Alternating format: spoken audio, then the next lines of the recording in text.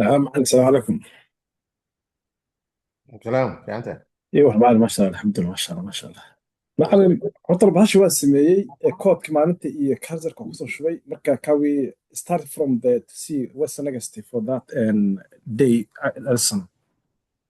كاس مسي متكوى. The Carson, the كارسي يا.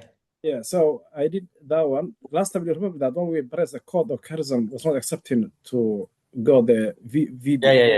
You fix that. Yeah, I fixed it. Yes. ما شاء الله. Okay, yeah, we'll do the rest today. I think there's a class I matched to this other class. Okay. Um, we did Right. React lesson, I think. Did we do a React lesson last week? Yes. Yes. Yeah, okay. So this one, can I show you before they come to the student? Yeah, go on. Yeah, sure. Okay.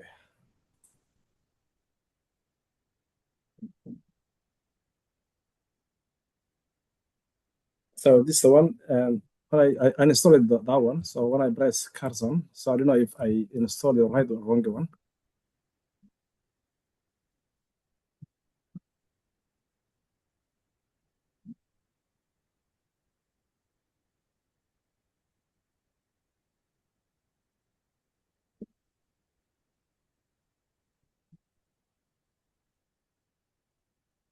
Okay. Um, So it's working. You see, it's taking me to here mhm. like that way. I don't know if this is right one or if I installed the right or wrong one. Let me just see. I'm not seeing the screen. Let me just see. Okay. Okay, that is screen, right? So, cursor, yeah, it's too bright. I can't tell. Normally we have a darker version of it, the Okay. theme. So you can make the theme darker. Click the settings at the bottom. Bottom here, yeah. By the way, click that WSL thing on the right hand corner. So click install and reload where it says WSL. Okay. Install reload. There, can you see what it says here? Here. Okay. In Oh, here. Okay. uh, Okay. what happened? You went somewhere else. It wasn't, or maybe you made it, you push it down. Make it full screen. Push, make it full screen. Yeah. Yeah, click that install and reload. And what's the other one? I can't read the other one. But oh, it's from, you got opened it twice. That's why.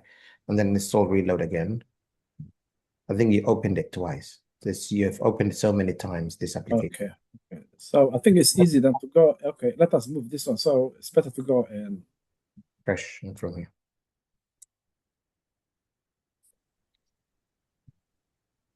so what do we see? Well, when I press a code, so it's taking me to here to the VS. Yeah, close this one and then we'll open again. This one, yeah. Yeah, close it. Click the X. I'm gonna add you the internship to the Little Solutions internship, guys. Okay. If you have time Yeah. on your workplace, or we'll send you the time. It's going to send you the timetable. You've Okay. got the point where you should be able to take part of that. Okay. I'll add Liban. I think you're already ready. So I'll also add you Little Solutions, the May class. Uh,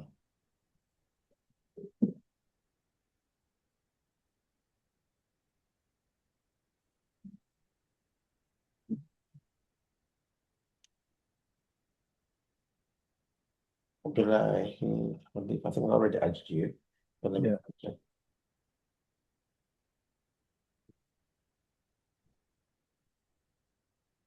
I didn't. Liban.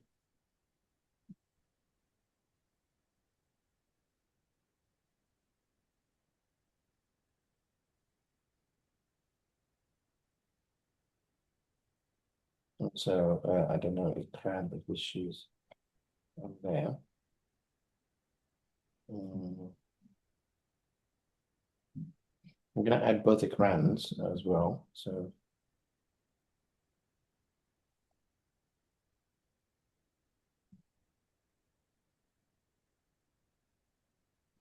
um, Okay,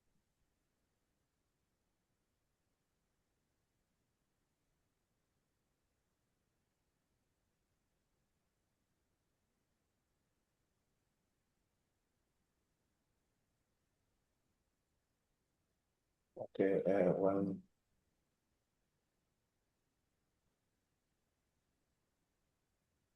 this one, yeah.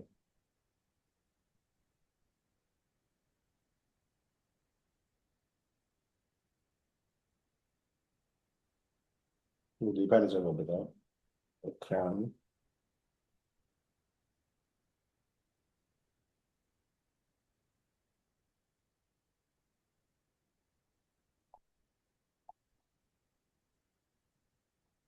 Crown is over there.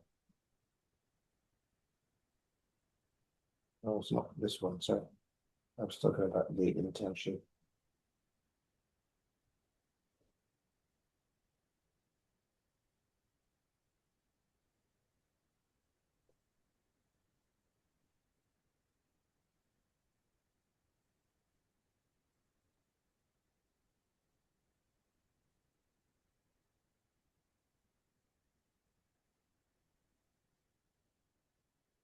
The crown.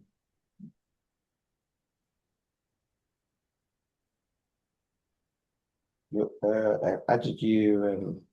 Yeah, I got the yes. They went on the Lul solution, yes. Yeah. So this is an internship session. So it happens. I'll send you the timetable. Okay. This is where we develop software, whatever software we're working on. So we have a number of softwares that we developed, and also there's more to come. So you can take Okay. part of the internship. Let me see if there's any more people that want. Okay. Mohammed. Mohammed Abdul Qadir. Shall I add you to that as well? Or do Yeah. Mohammed Abdul Yes, Solution? please.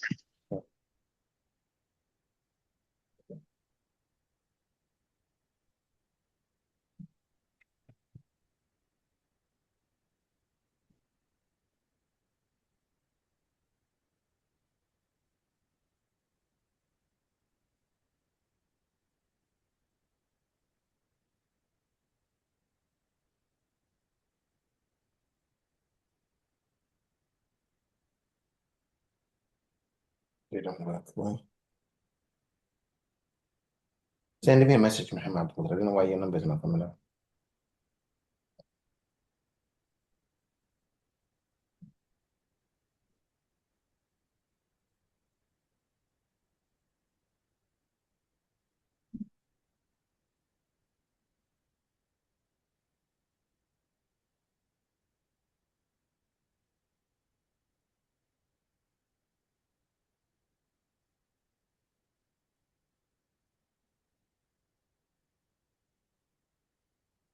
I can't find your number. That's spelling, where is spelling?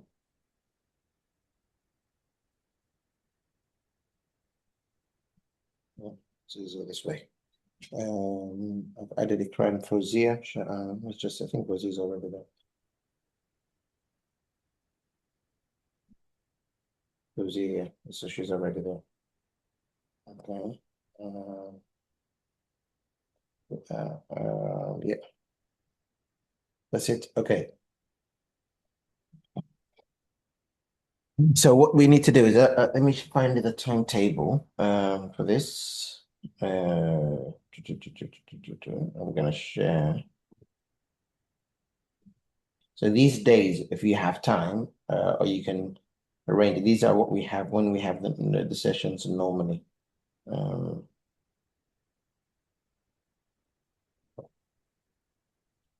okay, I need to send the link to Abdurrahman.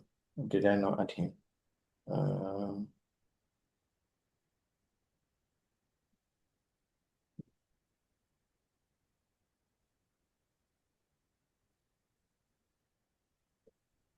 there. Oh,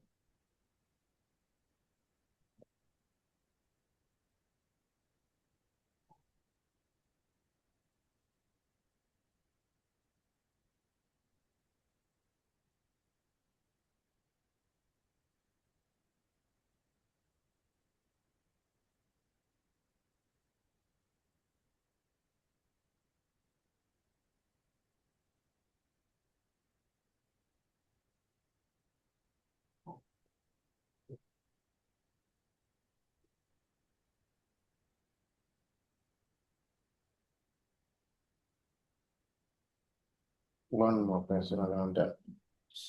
Okay.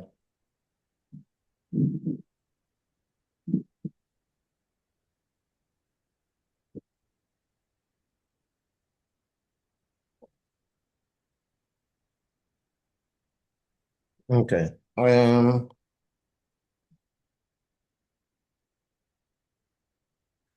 So what we will do is I'm gonna it's up to you guys to actually whether you want to do the internship. How many of you are doing the reactor course? Otherwise, I'll have to do the reactor course with you. I was gonna do we were gonna do internship here, and then I'll let you do the reactor lessons.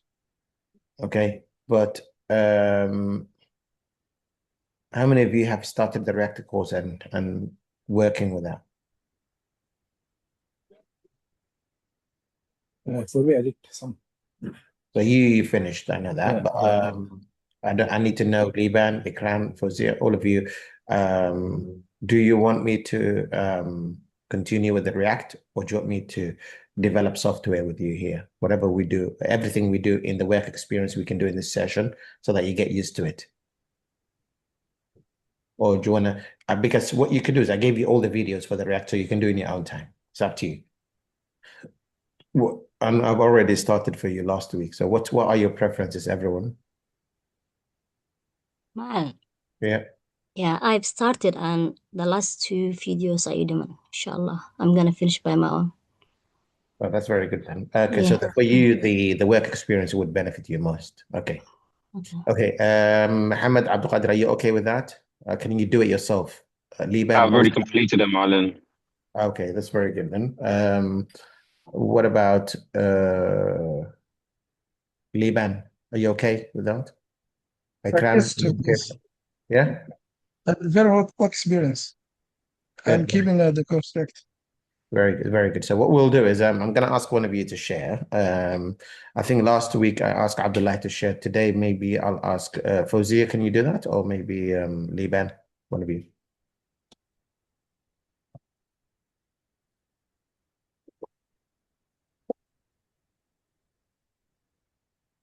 Can you one of you share?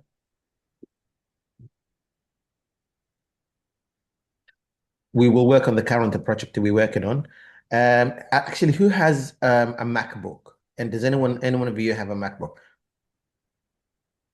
Who has a MacBook?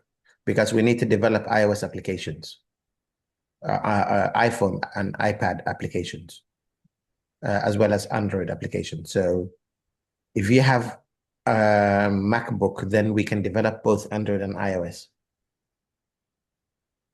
Does it, what, any of these students, do you have MacBook? Even Mohammed Abdul Qadir, do you have a MacBook?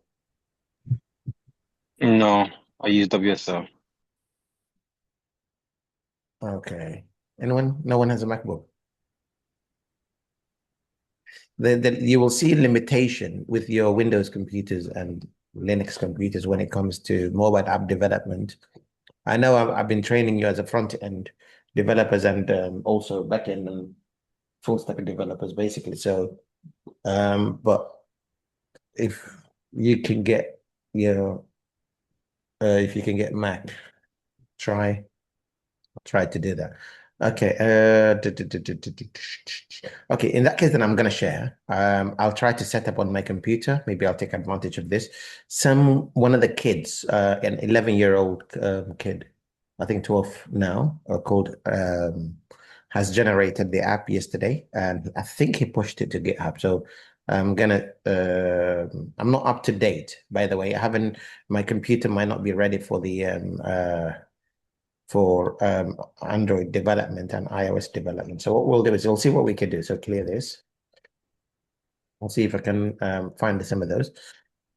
Okay, so I'll explain to you why we need this. Currently, we're developing an app. Okay, and this app, people normally say, okay, can you develop an app for me? But an app is part of a bigger system. Okay, so it's in normal systems, we have front end, when we have back end, and we have the database. And the front end can be divided into three different areas, basically. So it depends it depends your reach. How many people do you want to reach, basically? So if you can have a web application where you need only Google Chrome Firefox, actually to run your application, just the web app. So, and there's also mobile app, okay? But the mobile app could be complex, basically. So we could have Android and iOS, both of them on there. You can have desktop application, okay? And I'm talking about, this is the front end, okay? This is the front end. So you can have desktop applications as well. And these are applications that you can run on your computer, like on your laptop. Those applications, when you open your apps folder, or maybe on your Windows computer, you will find desktop applications. Okay, there are many other front-end applications like the watch. There is TV applications and all that kind of stuff. We're not going to go into that. Just these are the three most popular ones. Okay, web application, mobile application, and desktop application. And there's also back end. Okay, there's the back end. Okay, and your backend, mainly we use this Node.js and Express. And here, the database, we also mainly use MongoDB or MySQL, whichever one it is. Okay, so when we're developing, the current application we're developing is kids coding competition application. So basically what we're trying to do is in our Kilburn office, we're trying to hold competitions, London kids coding competition. They will be coming from all over the country, and they will be competing here. They'll be coding. Okay, we'll have that competition. So what we need to do is basically, we already started working on this, the web application. Okay, the back end is already there. Okay, the database for this particular project, the database we use MongoDB. Okay, and we also there is another thing that after you finish this application, all of this on your computer, you need to move this system and deploy it on the cloud, on a server, so that people can actually visit the website and then register themselves and use the system basically. And this is what we normally call deployment. Okay, deployment. And to actually build and deploy your application, you need someone with special knowledge called DevOps. Okay, development operations. So the operations is moving, development is already done here. So operations is moving from here to here. Okay, and this could be AWS or Azure or any Google cloud, basically. So it could be any of those servers, or maybe it could be on private server that you just rented from a from a private company, and then you're uploading, you install the Linux on there, and then you upload there, and then it has public IP address and domain name, and people can reach it basically. So that's the final destination of whatever you're developing, and normally people will be using this application, downloading it to their computer and then viewing what's on there. But the mobile application part of it, when we build it, it was still connected to the same backend. This one connected to the same backend. The web application connected to the same backend. And all of them eventually will get data from the same database. But the mobile app, when we finish it and we develop it, we will not put it on a server like this. We will put it in one of the stores that that it was designed for. So one of the stores, one of them is called App Store, another one is called Apple Store, Play Store. So Google's one, if you're using Android, we will upload the Android application here, and we will upload the other one there. Okay. And even though when you download it and you use it on your mobile phone, it will be accessing this backend, and this backend will access this database. So the mobile application, whether it's Android or not, will always access the backend, and then the backend will access the database. The front end application that the user loads here also will access the backend, and the backend will access this. So that's going to work. That's how it works. Okay, so now let me show you what we have so far. I don't have complete setup of the of this. Okay, so I'll help you set up. Okay, CD, so I'll show you what we've done so far, what the kids have been developing for the last couple of days. So if we just type git branch, what branch? I'll show you the front end application first. So I'm in develop branch, so do git pull. And get the latest change from develop. I can see a few people have created branch in there. Okay, and then clear, and then ls. Okay, and cd to the back end. npm I, run it so that you can see what's happening, and then npm run down. Okay, and I'm running the development application. I'm currently running, when you see this message 8080, and it says here, address already in use, that means you already have another application running in there. So I'm going to close it, terminate it, this one, and go to maybe here, and it looks like it's this one. So I'm going to type pwd to see that I'm in the back end here, and then do ls and do npm I again on here, and then do npm run dev. Okay, no, npm start, sorry, npm start for this backend. And this is the front end, basically. So npm I again for the front end of the admin. So there are two types of applications. There's the admin application and this front end on the application. I'll explain to you what it means. So let's do npm I and then install this. I already done that. Okay, npm run dev. So that's a front-end application that would allow you to administer the, and then there is another one here. We need to go to the front end and then clear. There's a front end by itself. So npm I, I'm going to do that as well.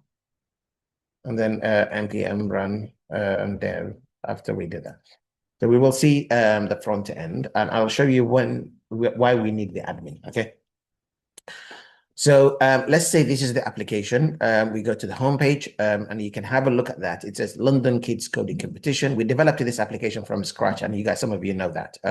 But beginning of this month, okay, not this month, like mid last month, we started this project. Okay, so we can see this is the next countdown of the next event that we're going to have, the Kids Coding Competition event. So as a sponsor, you should be able to sponsor the event and then pay for the event and maybe reward the students as well. And also you can enter the competition as a person and register basically. So for example, I can register myself in here, Ahmed Dini, do that. And I already have Dini. Let me just yeah, let's just specify FST info at FST. If I don't already have it. And then I have to say the date of birth. Okay, so it has to be sometime for the last couple of years, like 8, because it limits the age. So 2021, 2020, 2015. Where's 2015? Yeah. Let's start from 2015, February, and then let's do number 1. Okay. And then we can push it down and then we can continue. So I don't think, so normally this was designed by the kids. So we have this stepper where we know how many steps we're going to go through if we register as a competitor. Okay, so we click next. Am I registering as a competitor? Yeah, sponsor. And then I choose how many subjects or beginner, whatever CSS I'm advanced. Let's say I'm a beginner on Python. I'm Node.js, I'm beginner, I'm advanced. And then eventually when I just select all of them, I'm going to go to here and I'm going to say continue. And it's going to ask me, okay, these are the ones you've not selected. You know that you don't have any knowledge about those ones. And then I'm going to say nope. And then I'm going to do admin. My password is always in admin 123 when I'm just using applications I develop. Admin so that other students can also test it. Use that username. And then now, remember this database is not hosted anywhere, so it's running on my computer. So it's going to show me the review. So this is my information, and these are the subjects that I'll be tested on that I can take part. So, and then I'm going to say, I have read the agreement, and it's going to click me, create an account, and it told me that, okay, your registration is complete. And we sent an email to info at there. So I'm going to go to that email. Here, actually, I already have one of those emails. Can click here, FST account, sign in with a different account. I don't have Ahmed. No, it's not that one. Info, FST. I need to log into that so that we can just see if we've received some communication. Okay, and then let me just log in. Oh, it's not working.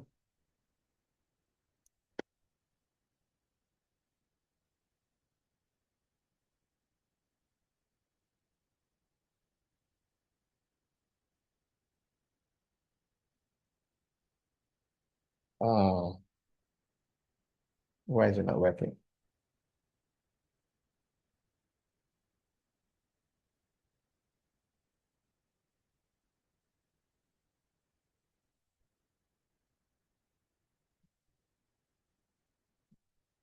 it's having trouble shooting.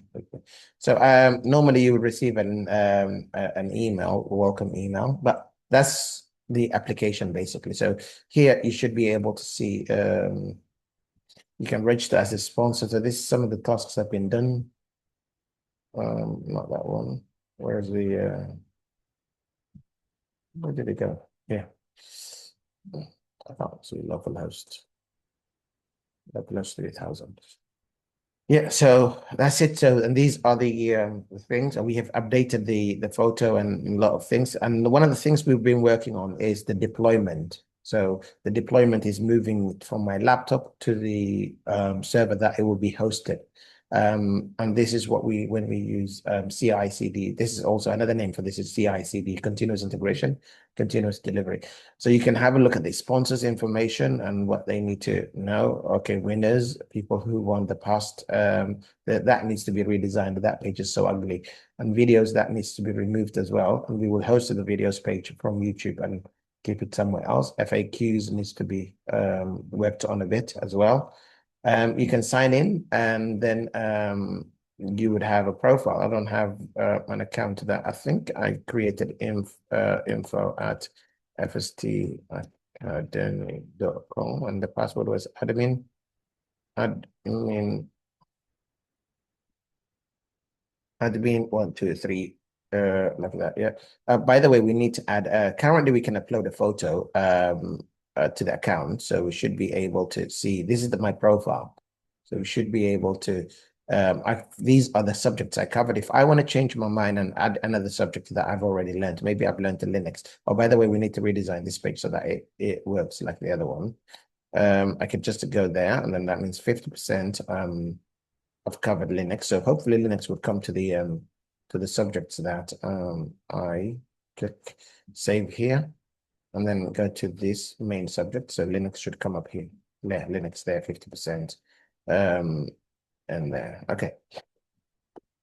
Okay. Next, what we need to do is, oh, by the way, it generates a PDF, an event pass. So when you come to the event, you can download your PDF thing, and then it could be printed at our office or somewhere else. So this is going to be where your photos. Currently, we don't have any photo, and the photo design here is very narrow, which we need to change the design of that for this. So this was generated with React as well. Event also has different coloring here and there that needs to be worked on so that we have one color, either this color or this color. Yeah, otherwise everything looks just go and verify. So that should be a QR code. Let me just scan it with my phone and see if that camera, that thing gives me some kind of link.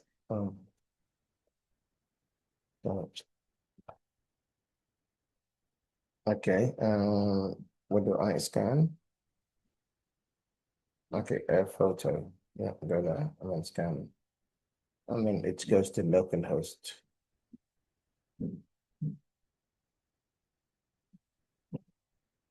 Okay, I scan it again. So what should we have in there? When I scan, I should get the student's information, that particular student's information. Okay, through our system. And it's going to be kind of like a verification. But let me just go back and upload a photo from here. Come here, edit, upload a photo. Pick one of my photos from here. Let me do this, change this design. Use icons.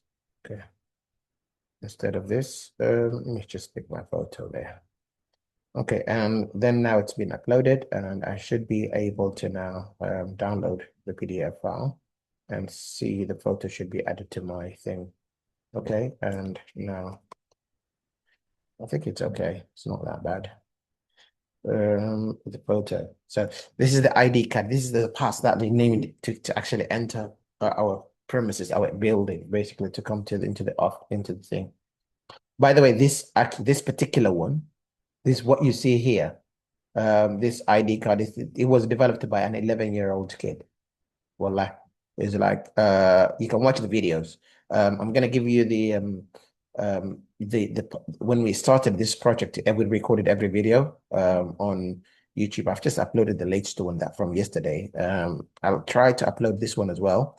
on there for you. But if you want to go to the playlists, I'll show you which one you need. Okay, let me clear this. Clear. And go to the playlist. Can you hear me, guys, or am I just talking by myself? Okay. What was it called? In 10. Yeah, it's this one. So I'm gonna share these videos. This is from when we first started developing. So I think we have the first video has been removed because it was showing some passwords or something like that. So it broke. It's not available, but you should be able to see this playlist in here. Let me share it and give it to you. And yeah, on WhatsApp. So that then and we will try to start a new playlist. So at least this will help you catch up so that you understand what was going on with this particular project. What was it? Sorry. Where was it? I'll stop sharing the screen. After I got confused, I don't know exactly what I wanted. Oh, I can paste it actually from my mobile phone. I don't need to open my WhatsApp. Okay. On the software. What's your class? Friday, right? Friday, May is class, right? Then I'll paste it for you. You can click that. No. It's not working. It's supposed to be working. It's not working. Go back and let's copy the URL from where we were supposed to share. Yeah, copy that. And here, paste it. Do it. So one of the good things I love about MacBooks is my phone. I have an iPhone and I have a MacBook, and both of them are connected to the same iCloud account using the same email. And now when I copy something from here, and I can go to my WhatsApp on my phone and paste it, and it will paste to this. It's amazing. It's connected. There's a lot of other features that actually, especially in transferring and using AirDrop, which allows you to transfer files from your laptop to your phone or the other way around. You can do that. I don't work for Apple, by the way, but I love it. Okay, so you can just watch these videos and you can learn a lot from that. I will record it so the sessions like these ones.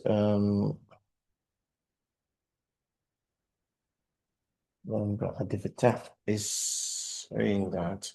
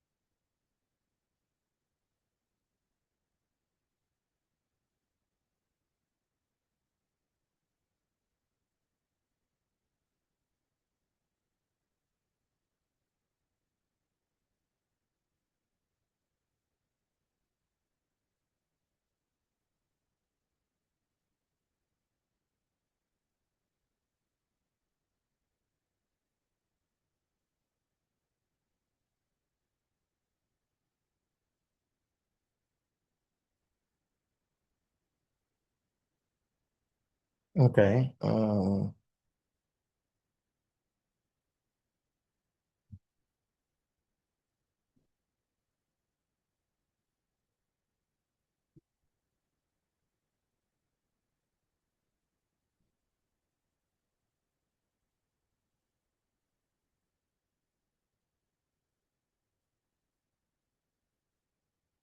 Okay. So that's the application.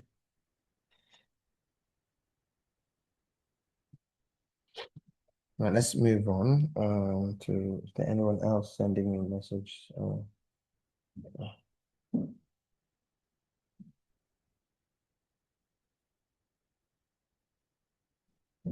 Okay, okay. Um,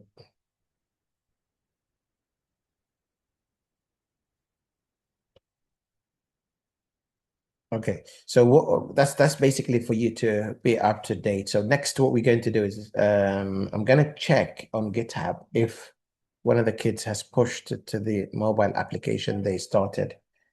Okay. Okay.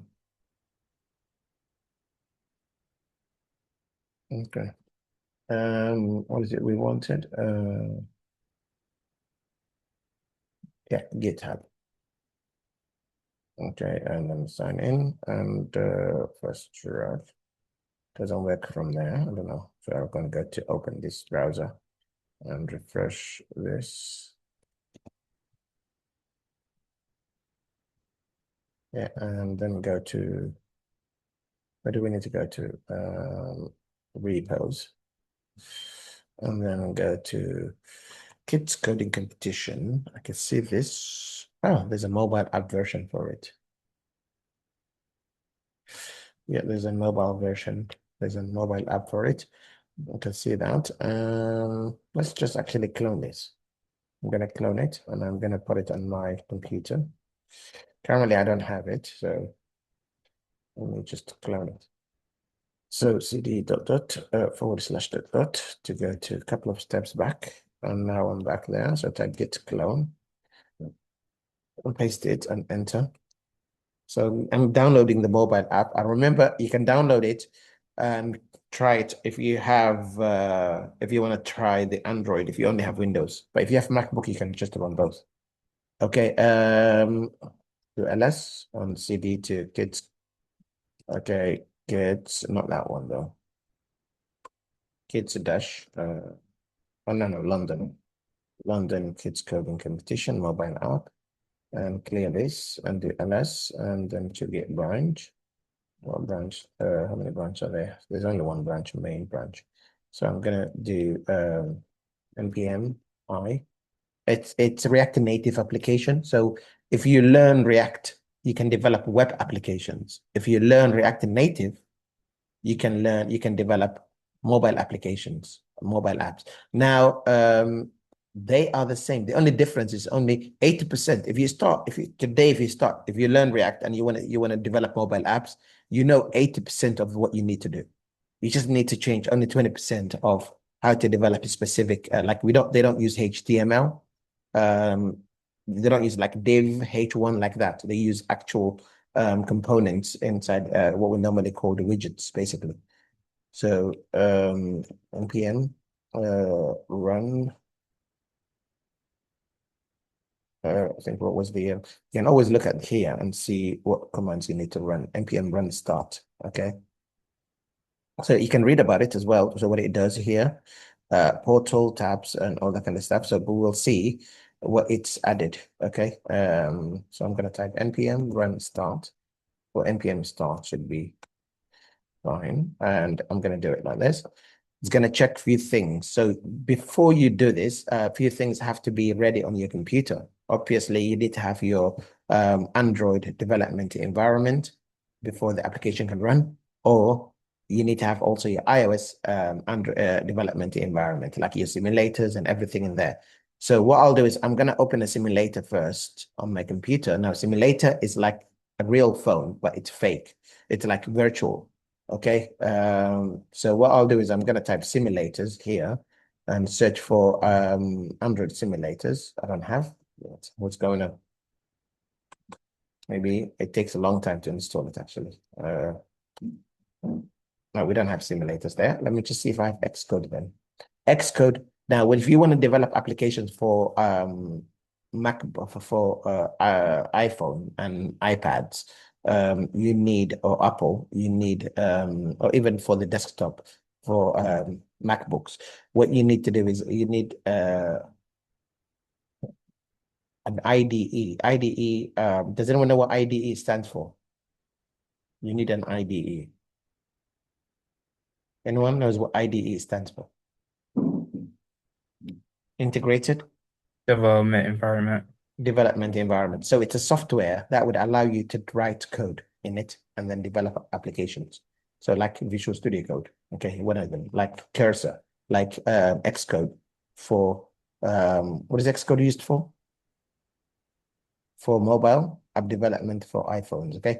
Xcode. We also have another software, a special software, special tool used for Android applications, and it's called Android Studio. It's called Android Studio. So both of them need to be installed on your computer, okay? If you want to develop Android and iOS applications. Now, these guys have their own native language. You might be thinking, how can I use JavaScript to develop? I only learned JavaScript. How can I develop mobile apps? It's possible. How? I'll explain to you why. Because they have their own language. For example, Xcode has a language called Swift. And this language was invented by Apple. Okay? So it's called Swift. So if you actually want to develop native mobile applications for iPhone, you can learn Swift, or there's an older version of it called Objective-C. Okay, so you could use that. Now, Android also have their own language as well. So if you want to develop Android applications, and when I say native means the company who developed these applications or who owns the store, what language do they recommend and what language do they use?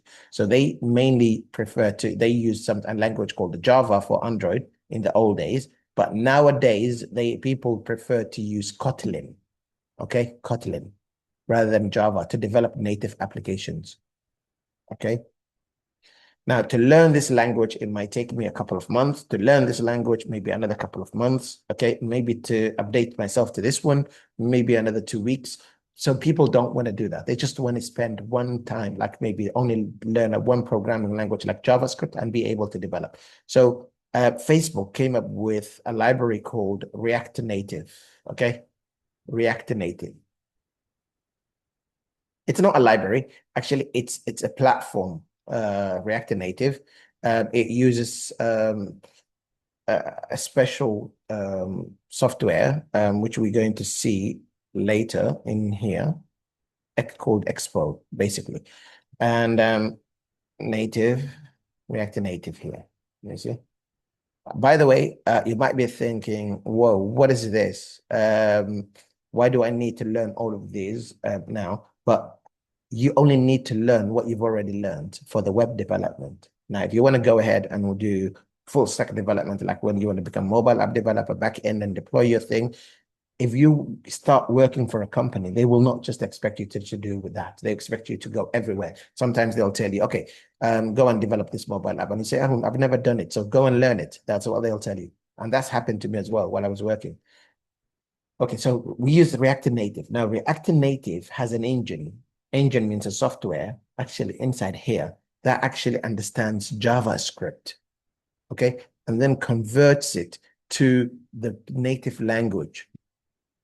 Okay, so from one code base, you can write some JavaScript in here and you get 2 applications, one for Android and one for iOS, from one code that you developed yourself here when you use the React Native. There are other libraries that you can, other frameworks that you can use, okay, like Google one, there is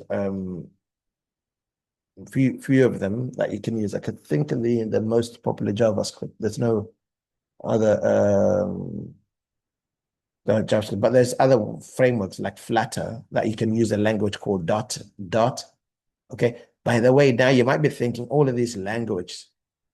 If you understand the environment, if you learn how to develop mobile apps once, and you learn it with React Native, now to develop this, you just need a couple of weeks of updating yourself. So you can use, it uses a language called Dot.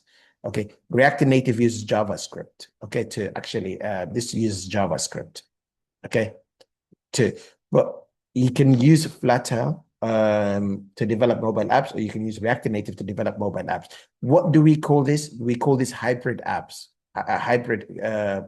If you're gonna use native ones, that means you have to develop an app here, finish it, and then you start learning this language, and then you do another thing. Now, the reason why we use these ones, because they give us more than one platform. They work for more than one platform, not only for these ones. Okay. So now you understand that. I need now to install Xcode on my computer if it's not on there. If sometimes it gets outdated very quickly, so we need to update it. Okay. So let's go to Xcode. Okay. I don't even have Xcode installed. Weird. Let me go to the apps. and type Xcode. Nope. Do I have Android Studio? Because I need laptop. My last laptop crashed, so none of them. It's good. It's good experience for you, so that you can see how we can just set up everything basically on my computer fresh. I don't have anything. I don't have Android Studio. I don't have this. So if you buy a new MacBook, you can just follow this tutorial, and then you do what I did in there. So what I'll do is I'm gonna go. First thing I'm gonna do is I'm gonna go to App Store. Okay, and that's where we get App Store. Okay, that's where we download Xcode from. Okay. The only problem is my operating system here for MacBook is not up to date. Okay, I might need tonight to upgrade my computer to the latest. So Sequoia is not the latest. Okay, there is another one after that, but sometimes it might force me. Okay. Why is it not coming back? I just typed it there. So if you just have a look at this, if I click this and then open this, you should see that this is called this name, Sequoia. That's my latest operating system. So I'll just change it. Let me go to, what is it I wanted to do? Yeah, install. Go to App Store. I did App Store. Where's the A, the big A? Yeah, here. And then it's asking me to use this. I don't want that. So I'm going to type Xcode.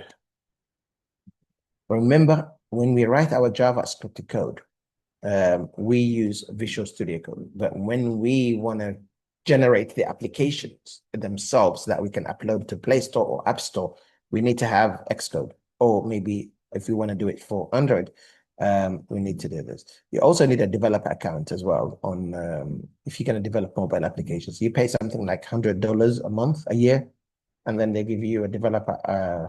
You can upload applications to to App Store. I think Google's cheaper, maybe $50 a year or something like that, or 25. It used to be $25, but I don't know if they've added. Okay, so it's downloading. I have very fast internet, but normally this takes a very long time to see there. So far it downloaded 1 gigabyte or something like that to my computer. So it's 2.9 gigabytes. If you're in Africa, it will take a very long time. But it's because we have a very fast internet. We have fiber optic basically in here, so it will download it very quickly.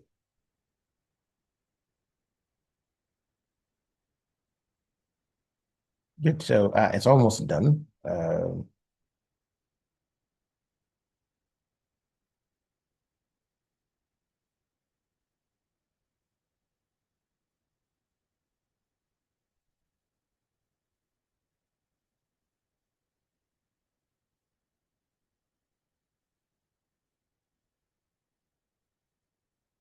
It stopped. Why? But it downloaded, but the thing has not updated.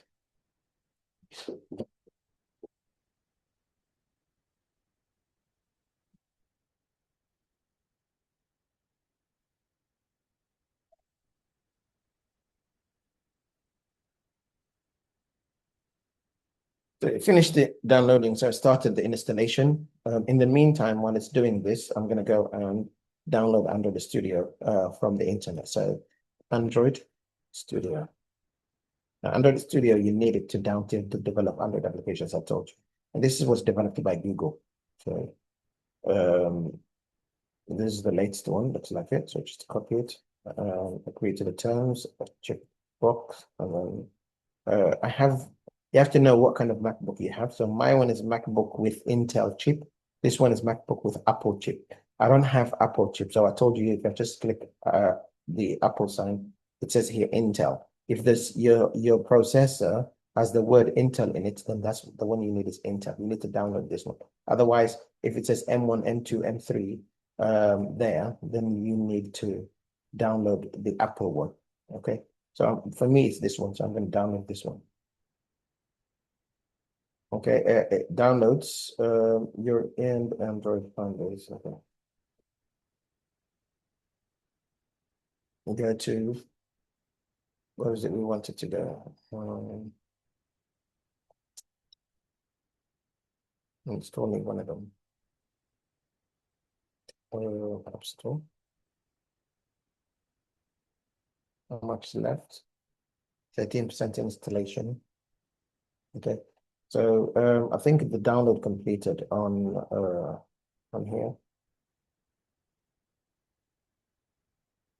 Still doing it. 1.1. Why is it resuming? Who posted? 0.3 gigabyte. So it's going to be a big file in here. So I'm going to run, I think it's finished. So downloading. I'll run Android Studio. It's already installing another application on the computer, but hopefully this will we'll just drag and drop. So it already comes as ready package.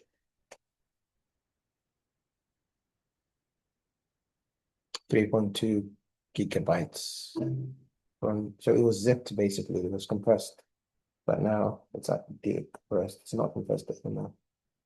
So now I think I should be able to run I think, but there is a special website. It's a website for React Native, and they give you instructions when you're setting up your development environment before you just start your first application.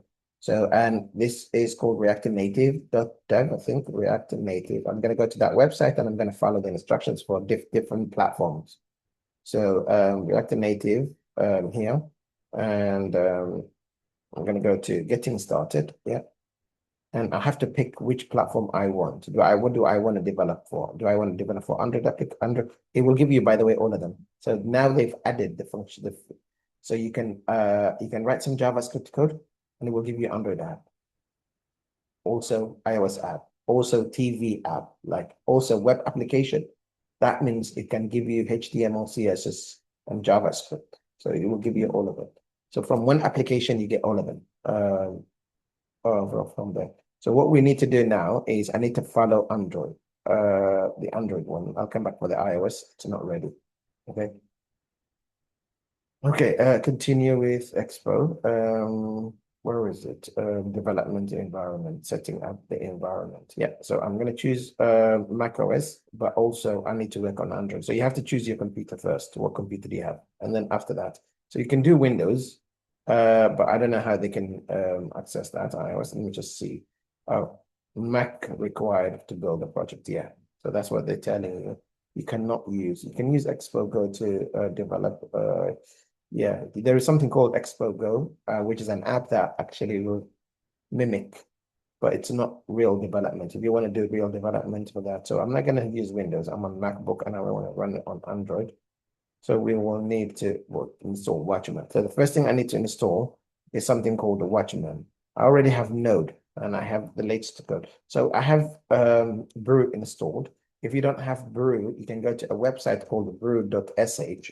Okay, and then you can copy this link and you can go open a terminal and paste it, and then it will install it for you, that command. Okay, so I guess you already have Brew on your computer. So I'm going to open a terminal.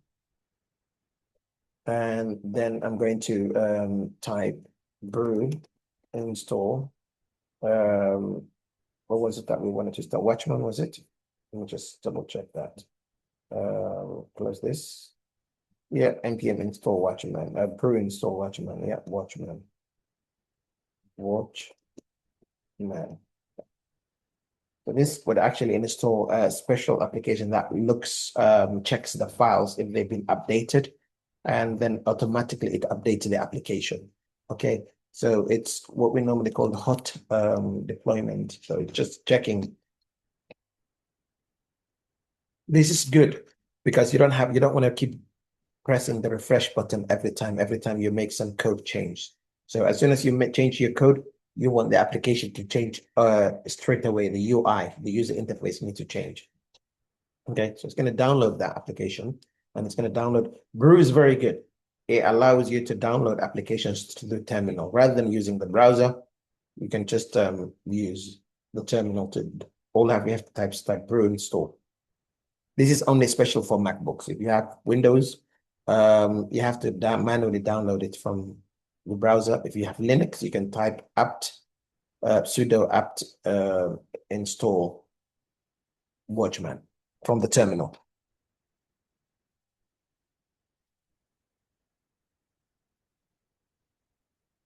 It takes a while to install.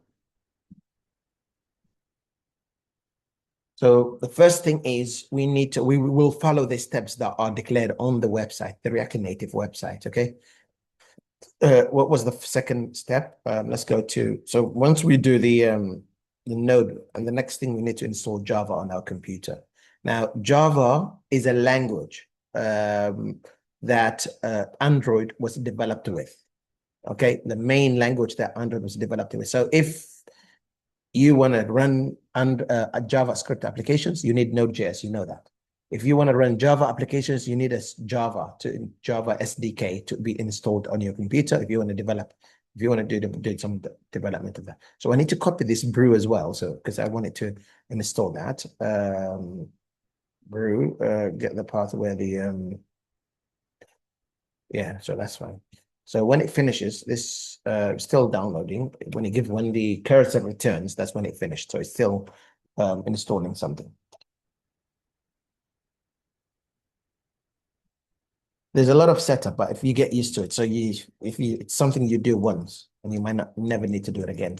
You only need to concentrate on writing code for mobile apps.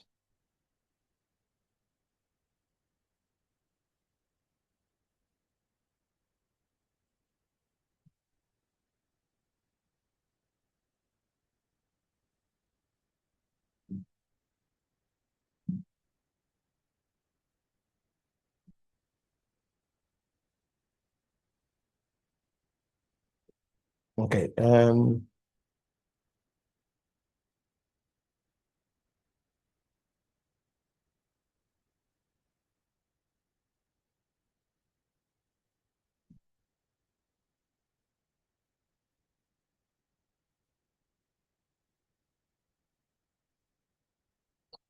Yeah. How many of you have MacBooks again? How many of you can do what I'm doing right now? At least if you don't have it, you can still do it. What I'm doing right now, you can follow the same instructions, but you can only do Android. You can only do the section that deals with Android Studio and the Java. You can do exactly what I'm doing right now if you have Windows, but you'll only be able to develop Android applications, not iPhone applications or iOS applications, all the iOS applications. So,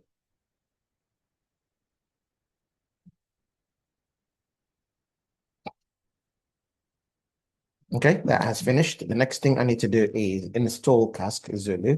Okay. So this is Java, basically, and the two things that we installed, we're going to actually check the terminals, okay, in here. So to check the other one, watchman-v, we're going to do that. We're going to come here, watchman-v, and see if already it's installed, okay? It will tell us if it's installed or not.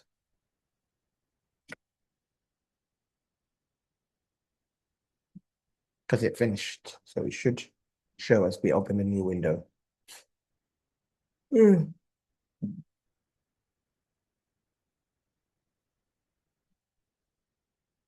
Yeah, it's installed. You see, 2 days ago, a version was built and we're using that version. Now, okay, close that.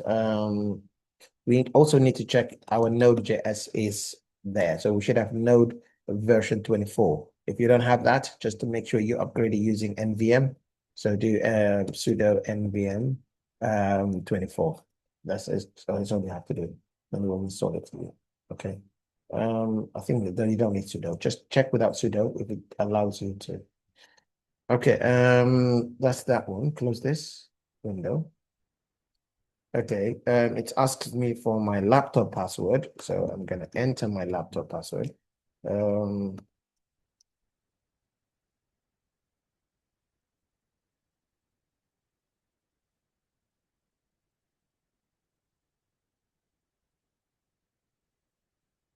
Okay, and it's installed successfully. So we need to still follow the instructions that we were following. So when we do this, I'm gonna just run this to get information about the path where the thing was installed. Okay, Zulu was installed. So that particular Java was installed. So Zulu is Java, by the way.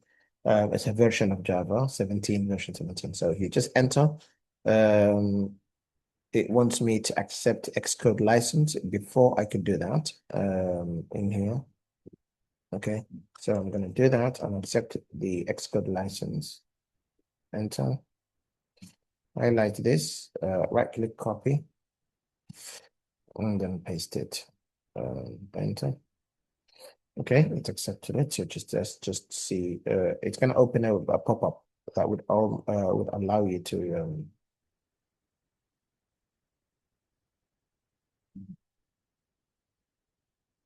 yeah, let me open the pop-up. Where's the pop-up? That would allow me to. Okay, no problem. Let me just run again. It's accepted automatically. So okay, it tells me it's downloaded, but it's downloaded to where? Analytics, everything is there. Okay. Okay, so second thing we need to do is we need to open the application version, and I need to add it to the path. Because what I'm saying to you is if I just open a new application and I type Java -- version, if it works, we're good. If it doesn't work, it's not good. When you see open JDK, there we have there 17. So I already have Java installed. And then it says it's the Zulu version, so it's working. I don't need to worry about anything else, the path and everything. So let's move on.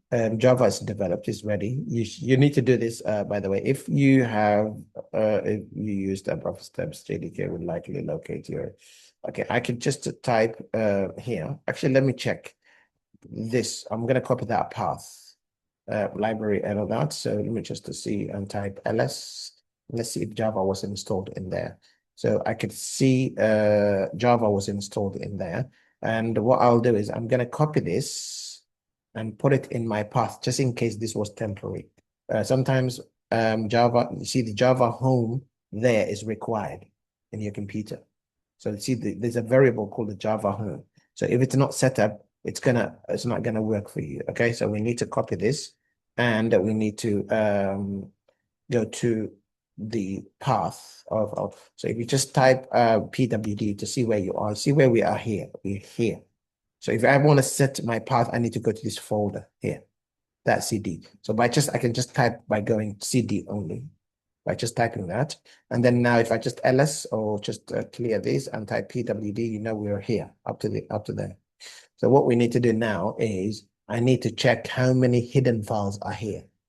Does anyone know how to check hidden files in Linux and MacBook environments? What's the command for checking, for seeing all the hidden files, for listing all the hidden files? Anyone? ls-a. Yeah, ls-a is what you need to do. If you do ls, you will see files, but you will not see the hidden ones. If you do ls-a, you will see the hidden ones. Now, what's the difference between this command and this command? And which one is a hidden file? Let's have a look at these two files. This application, let's say, I don't have anyone here. So let's say this one, applications, and this one. Which one is a hidden file? The dot ones. Yeah, every file that starts with dot is a hidden file. What is a hidden? Why do we hide those files? Because we don't use them. Who uses them? Software uses them. Some of these files and some of these folders, we use them as users. People who use computers use that. But these files, all the ones that start with dots, they are configuration files. They are mainly used by other softwares to change their behavior. So if you want a software to behave a specific way, then you can do the configuration. You can go here and you can write something. And that's what we're going to do. So if we just actually check our environmental variables, if I type echo and then $, and then I type home, Java home there, it will tell me if there's where to find Java. Where's Java it's installed. So if I just enter that, it's not set there. Okay, the echo is misspelled, so I need to type echo properly. Echo here, then enter. See, it's empty. It didn't give me the path. So I need to set, that's what we're trying to do right now, to actually set this. But if you have MacBook and you have to check what shell you're using, the shell you're using is ZSH, how do we know that? We can just type, okay, which shell? Or we can type echo $shell. This variable tells you which there are so many types of shells, basically. There's bash, there's sh, there's zsh, there's so many of them.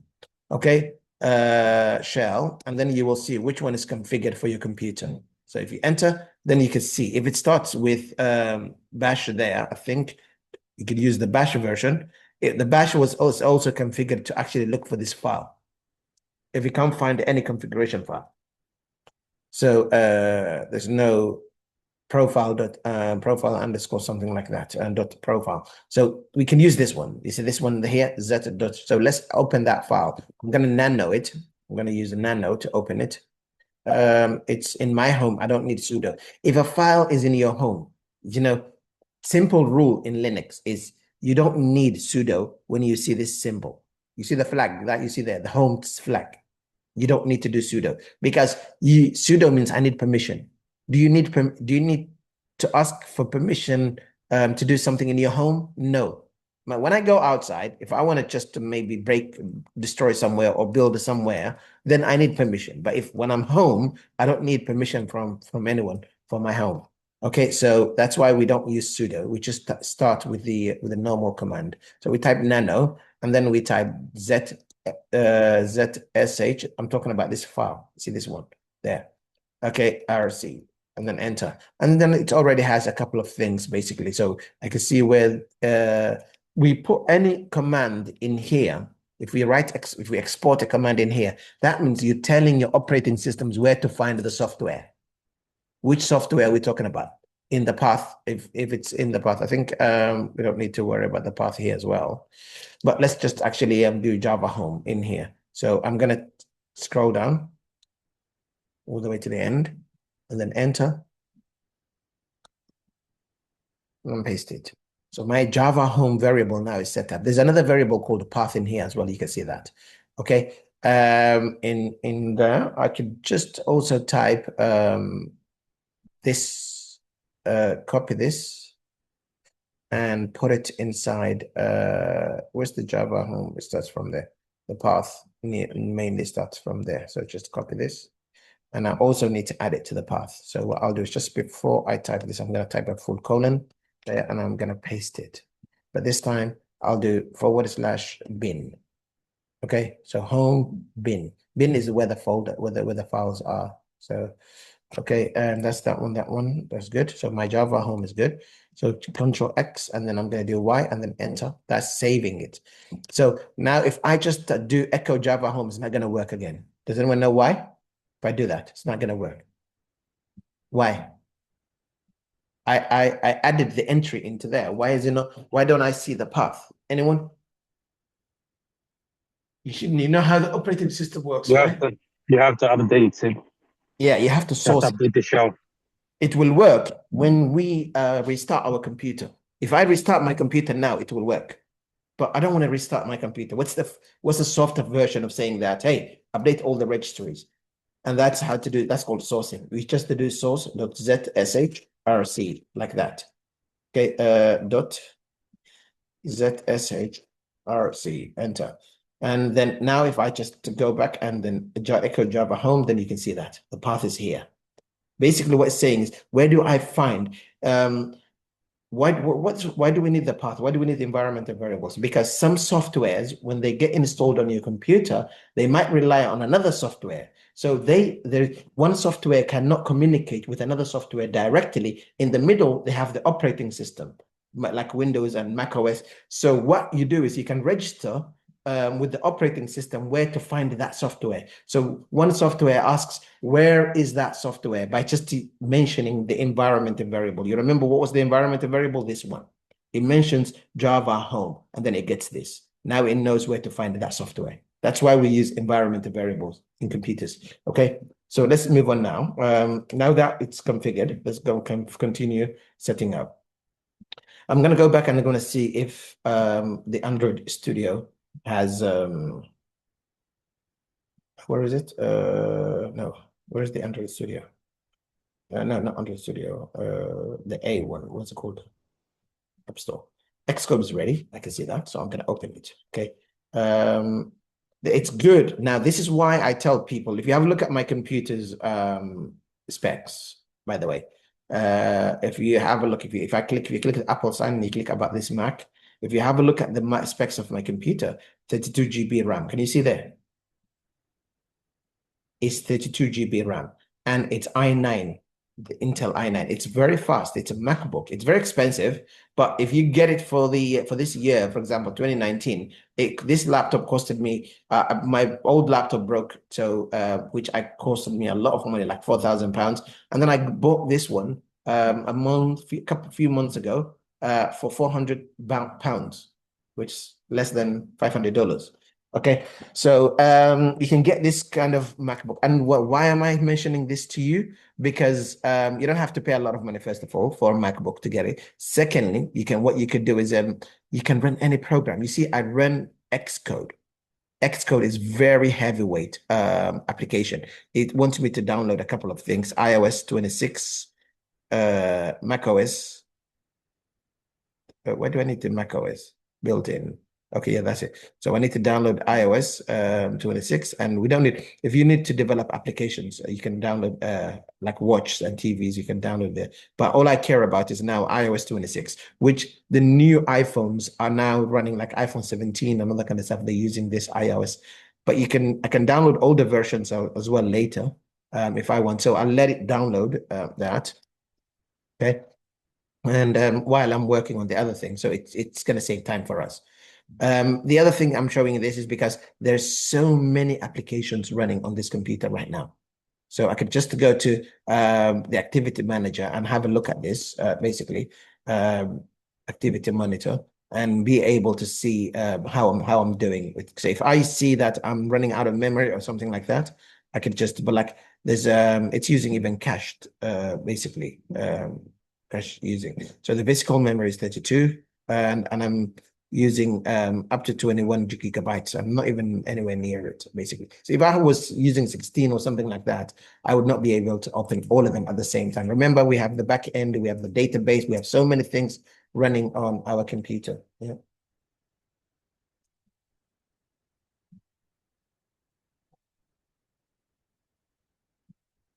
Okay.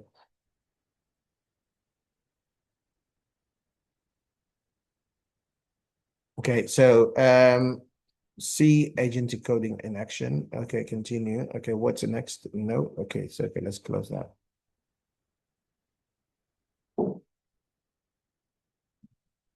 I don't want that. Just let's move on. Okay. So Xcode is ready. The other thing that actually comes with Xcode are the simulators. Okay, automatically. So when you install Xcode, simulators would come, especially when the iOS installation completes. So the iOS 26 is installing, and that would come with its own simulators. I think, let me just see. So maybe it hasn't installed yet. So let's see when it's installed. Okay, so what we will do is we'll continue with the development of Android, just to make sure that we don't miss anything. By the way, this only applies to Linux and Mac OS. If you need Windows, you need to actually, if you're going to do, but if you can do the development on Windows as well, but like you need to set up the environmental variables as well, where the thing. But if you click the Windows tab, it will tell you. When you click the Windows tab, it will give you the instructions.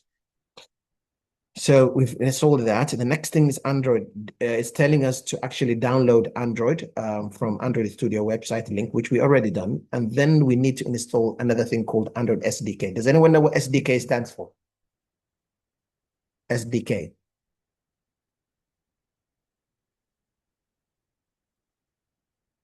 Anyone? SDK. SDK stands for Software Development Kit. Okay, so why do we need SDKs now? All the platforms and all the operating systems, like if you want to develop applications for iOS, if you want to develop for Android, and there are some SDKs that you need to download. Now, what is SDK? It's a software that would allow you to run your program in the background. You have to install it on your computer, and then in the background, it allows you to do the development. Okay, so it has the compilers, it has the the development tools like IDEs, it's got everything in it basically. So for Android, if you want to develop Android, you need this particular software to have on your computer so that you can run Android emulators, you can run Android applications. If your computer does not have that application, it will not run. Okay, even if you have Java and even if you have Android Studio, but you don't have Android SDK, it will not work. So you need to install Android SDK on your computer. Okay. Android virtual device. Now, the virtual device is what we normally call emulator in Android, emulators. So emulators, they like, obviously, if you cannot afford to buy a mobile phone, you can use emulator, or you can use, even if I have a mobile phone, physical phone, then I don't always try to develop with my phone because it will, it's very slow compared to the emulator. Emulator is very fast and it's built into the computer, and it gives you exactly, shows you what your phone would normally show you. So we call it Android virtual devices, but also iOS also comes with simulators. Same thing, same name, emulator, simulator. It's just they chose the names differently, but the concept is the same. Okay. Scroll down. Okay, so now what we need to do is we install Android SDK after we have that. So let's just actually do that. It's the next thing we're going to do. So what we need to do is we need to open Android Studio first. And then after we open Android Studio, we will be able to install the latest SDK. Okay, the SDK also comes with the operating systems, different operating systems as well. So we should be able to I'm talking about Android operating system. There's different versions of Android. Like 5 years ago, there was one version. Now there's a fresh version, and we're going to see that. I'm going to go to the search area at the top, and then I'm going to look for Android Studio. Clear this. And now let's go to the applications, or maybe it's easier this way. Click applications, close this, click applications, and type Android Studio. Yeah, we have Android Studio, and this is the one developed for Android again. We used for development of Android, and we need to follow the instructions again to make sure that. So it tells you go to the more actions and then click the SDK manager. I'm going to open it because it doesn't allow to download other places. Yeah. So what's opening now is Android Studio. It uses that little red animal. Okay, so it says welcome. So you have a welcome. They never used to have this, so now they have a welcome, and which will guide you. So I want you standard basically. So it's going to install Android SDK and build tools, everything for you automatically. So it's going to do automatic setup, so you don't have to do most of it yourself. So the things that it's going to install is the source code for Android 36, the current latest version of that, and Android SDK platform tools as well. So like emulators and all that kind of stuff. And it will also install SDK platform, the actual tool that we use it for the SDK, and the ones that would allow you to build different versions, like two versions, 36 and 37. So let's pick next. And now it's going to ask you to agree to these permission to these licenses. So I'm going to agree to that one. I have to do it all of them in one go. That's very good. And then click next. And then it's going to start installing now for you.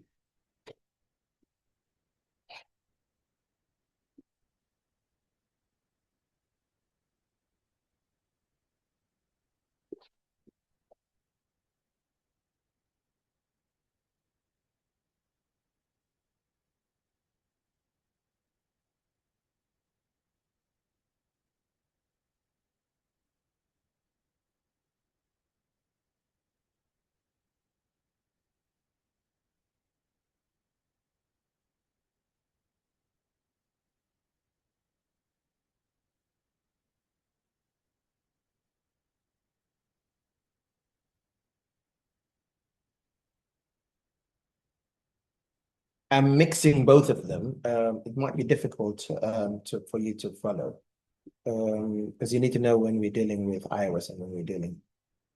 But if it involves Xcode escaped for if you have Windows. So just only do the Android stuff, like the one we're doing right now. That's good. That has finished. So SDK has already been installed there. SDK. Okay. There's something called JDK, by the way, if you want to, we call it Java Development Kit. So we already installed the JDK in the computer. So that was where Java Home was pointing to. Now, when you install Android Studio, you will get something like this. Click More Actions, and then click, if you want to set up emulators, you click here, Virtual Device Manager. If you want to set up the SDK, we need to make sure that the SDK is installed. Remember, it's been installed, but we need to double check that, okay? We click here, the SDK, and then it will open the SDK Manager, and it tells you that SDK Android 16, okay, Baklava, I think they have that new name for it now, Baklava. The vanilla ice cream or vanilla cream was the older version 15. And the 17 one is cinnamon bam or something like that. So they have different names for different versions of Android operating systems that the mobile apps use. So they have version numbering as well as nicknames. So they have these nicknames basically that they use. So what we'll do is this one is enough for us. If we install another one like 16, 14, that means we want to test our applications with the older versions of Android. Why do we care? It takes a lot of gigs, basically. It takes a lot of storage on your computer, so we don't want to do that. Okay, that's this SDK platforms, but we can also go to the SDK tools and make sure that we have some tools that we want. So this, at least we have one SDK tool installed for us. Okay, and one emulator, Android emulator is already installed for us. And Android SDK platform tools. So there are other things like Google Play services and that kind of stuff, which we will need later when we need to push our application to Play Store and that kind of places. So now our SDKs are good. The next thing we need to set up is the virtual device manager. So that's the emulator. So we need to, it allows you to actually manage all the emulators in here. So currently we don't have any virtual devices. We don't have any emulators. So I'm going to create a fresh one in here. And I can pick ones that are already there. Okay, if you can pick an emulator for phone or tablet or watch or desktop or TV, if you're developing applications for TV, basically all of them. So let's pick a phone that's very popular. So normally I like to pick iPhone, not iPhone, like an Android Pixel, which is like set up to 5, anything that's over 5-inch screen. Okay, that comes with Play Store as well. So let me just pick something, anything that has a big screen, up to same size as iPhone 15. So I think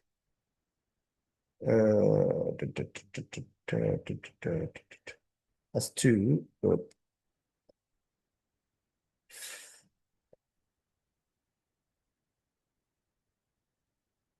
Let's pick one. Let's pick Pixel 9 Pro. Okay. We don't want the fold one. Pixel 10 Pro. This is the bigger one, the best one, the better one. So let's pick that one. The extra large one. So the extra large is 280 pixel. It's 290. So this one's the biggest screen, but let's actually do the 10 first.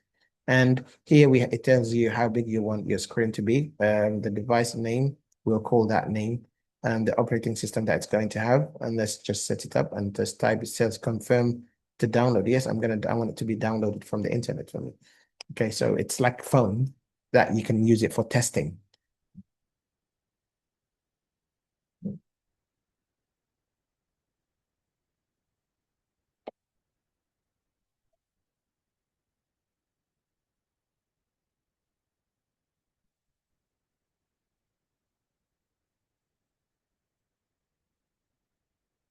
It's downloading, so we have to wait. We're almost done with the development environment. See, it takes nearly 1 or 2 hours just to finish. Just sometimes that means if you're very good. But some of the development environments, for example, if a developer's laptop, if anything happens to it, and they have to set up and download everything, sometimes it takes like 24 hours to bring back to where you were before you lost your laptop. So it's very important also to know where the instructions that you need to follow are if you do something wrong. Otherwise, you can create your own notes.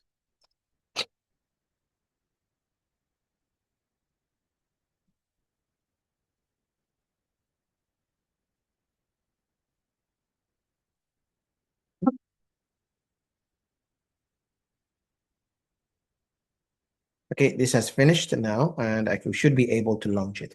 Now, we've created the emulator. If you want to launch it, you click the play button there. You see that play button? If you click it, then you're going to get the phone, basically, that you want. So if you click play, it will launch it for you. So it's starting up. It's telling me that's coming up.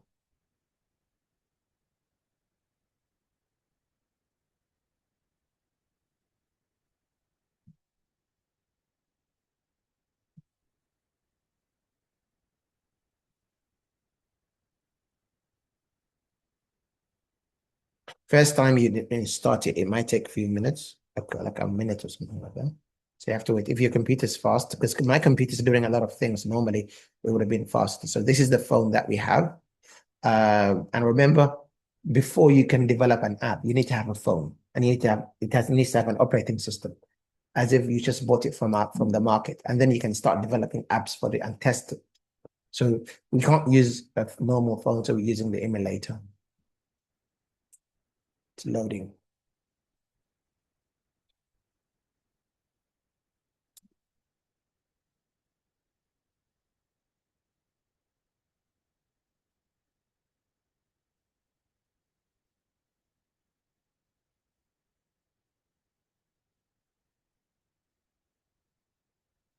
So once we have the emulator running and ready, then we will also check if the other simulator for the iOS is ready as well. So we should be able to run.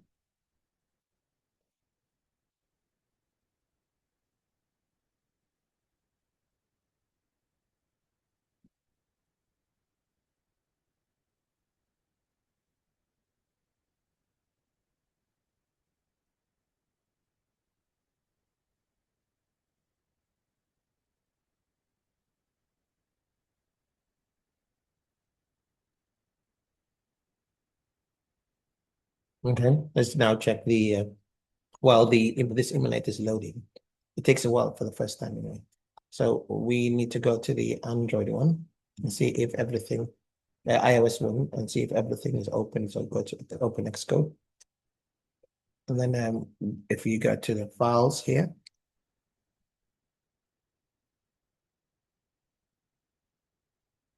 I think it's still loading. So let's just go click File Services and then click Simulators.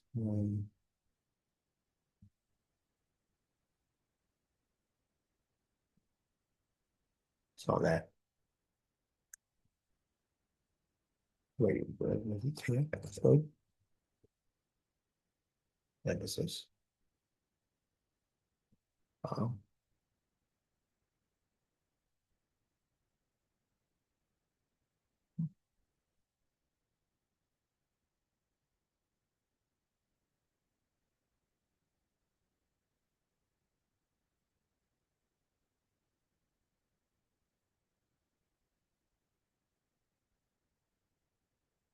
I don't know what's taking this one too long, but let's just actually open up the simulator now. Hopefully it got installed.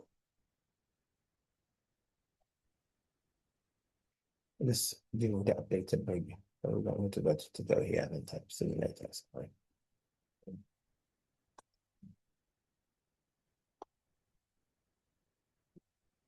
It's not coming up then. It hasn't finished the installation.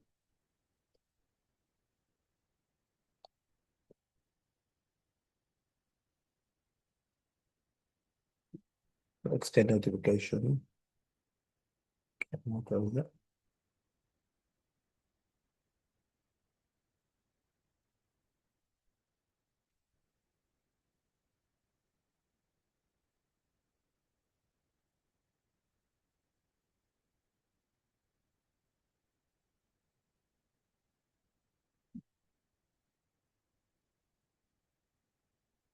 Okay, yeah, it gets installed in there. So it says iOS Universal Simulator. Downloads.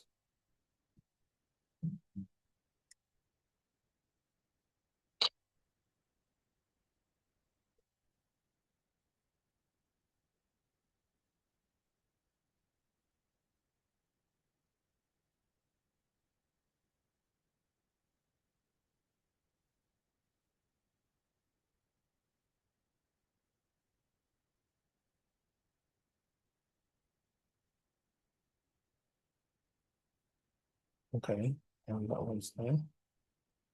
That has been installed now. 10 GBs with that. Okay, close this.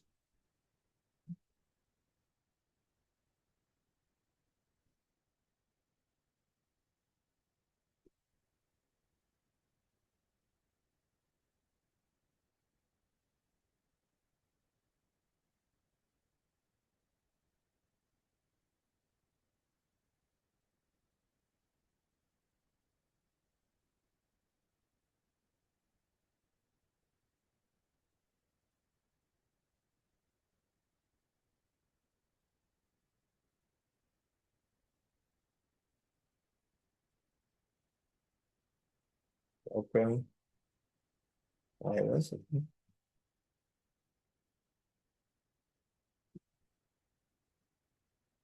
I mean, simulator used to be installed as an app, but like, you just close it and open again.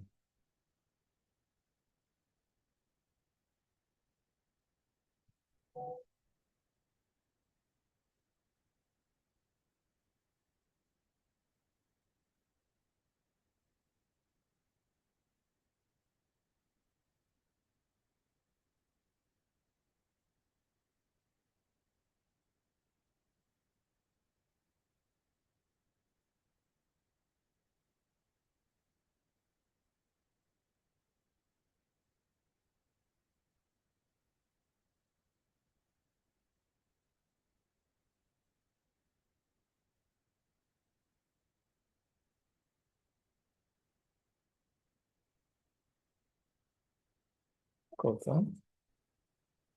And you want me to restart like it. Okay.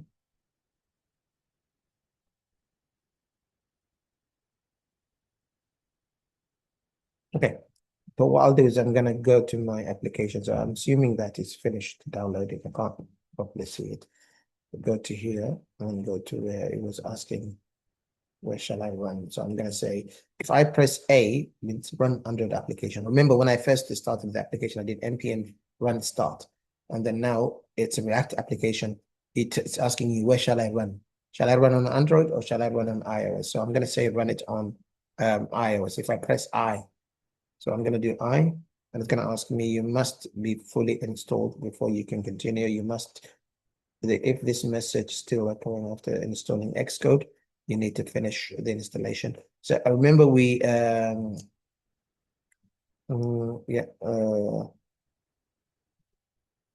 just copy this. We don't need that, right? Copy that. Press yes. Okay. Xcode is there. Open. Let's create a new project. I'm going to create one of the simple mobile apps, basically a simple application that says hello world or something like that. Okay. You can pick what, when you're creating, you can pick what platform you want to use it for like iOS or Mac OS. This is for Apple MacBooks, and this is for watch. We just go for the iOS. Okay. And then what kind of app is it? So it's a document application, it's a game application. You can just pick, I'll just pick simple app. I don't want anything complex, basically. Why are you not moving down? Okay, and library for the frameworks, static library. Okay, I don't mind. Let's use static. Oh no, just like, no, I don't want a library, I want an app. Okay, and let's call it my test app. Okay, what language are you using, the interfaces and everything, the language Swift, or you can pick the language. So I think Apple now supports Swift only. It doesn't support. Okay, and we need to put here identifier. So we can just say con. Okay, my test app. Okay, and then click next. And then you can create it there. It's fine. Once you have a test application running, then to test the SDK is now working properly, you should be able to run it on simulators. Let's make it full screen. So this is Xcode that you see right now. Some people don't even use React Native or something. So just preparing automatic iPhone simulator. There. So here it shows you the simulators that you can use. See, iPhone 17 Pro is here. When I click there, so you can choose other iPad or something like that to test it with. Everything basically in here. That's the iPad 16, iPhone 17, iPhone 16, iPhone Air. Okay, so when it finishes, I'm waiting for this to finish. So it's doing some work here, as you can see, preparing the application. And this language that you see is Swift. It's just this application does, it just prints hello world. It's like an Android iOS application that you can install on your iPhone, and then just shows you hello world, nothing but hello world. So let me finish this. When this one finishes, we'll just running. It's a very interesting subject, guys. If you want to do it, if you want to learn, basically, so it will make you a full stack developer.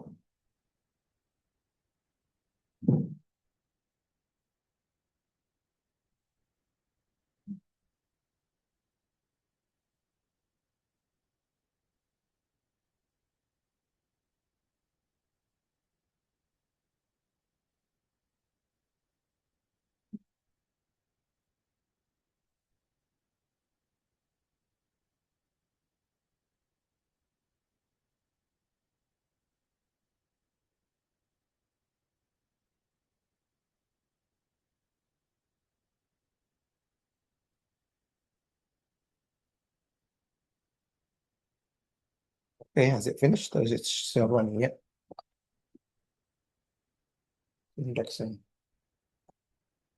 Yeah, I think it's finished. So when you get that kind of message that means it's ready, then you should be able to use the device that you want to test your application. So you go to the play button there, this button here, and you can just play. So hopefully it would launch. We'll build and then launch the device.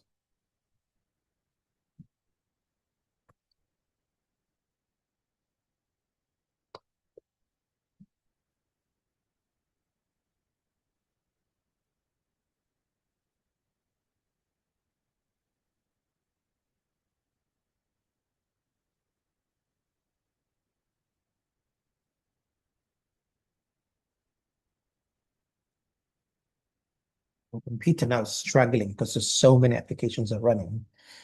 If this kind of stuff happens to you, you can just shut down one line, like maybe you can shut down all the Android applications and all the Android SDKs and all the IDEs while you're working on iOS, and then you can switch the other way. Maybe you can just shut down all the front-end applications like React. Remember your database, your back-end, everything is running on your computer. Where did it go?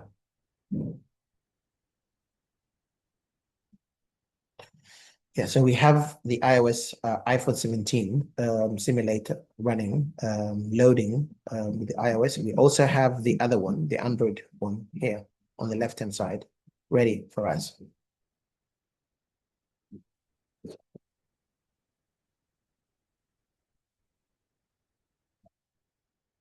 You need to have these simulators if you want to develop mobile apps, definitely. You're not far off now. I think the setup is almost ready. There's one more thing that we need to install for Android, for iOS, and that's CocoaPods. Now, CocoaPods is like your NPM or Maven for Java. You know, in Java we have Maven or Gradle. I think we got Gradle as well. In JavaScript, like Node.js, we have NPM to actually do the managing. CocoaPods is for the for Android, for iOS applications like iPhone or something like that. So it downloads those libraries and installs this thing kind of stuff for you. So we just need to actually install that if it's not already installed, or we just follow the instructions that we were following here. So I haven't finished the Android version yet. I think the path Android home emulators. So I need to add these paths to the I already added Android home in there. Okay, so we just need to add 2 more paths to the terminal here where the emulators are. Okay, just open this again. I'll type cd and enter, and cd do nano and z s do ls so that you see the file name. So to nano dot zshrc and then enter, and then now we need to add this export here, these 2 exports. So this one is the emulators, and this one is the platform tools. So when the Android applications are running, they can find those things. Okay.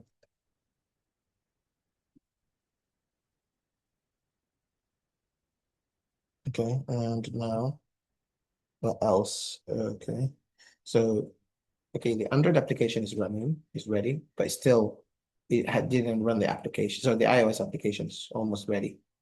So eventually now when the OS is ready, so it will prepare the device and then the OS and then the application.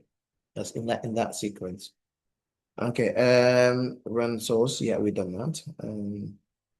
Preparing the Android device, yeah, we've done this, that's it. So we've done the Android setup. Now we can switch to the iOS setup.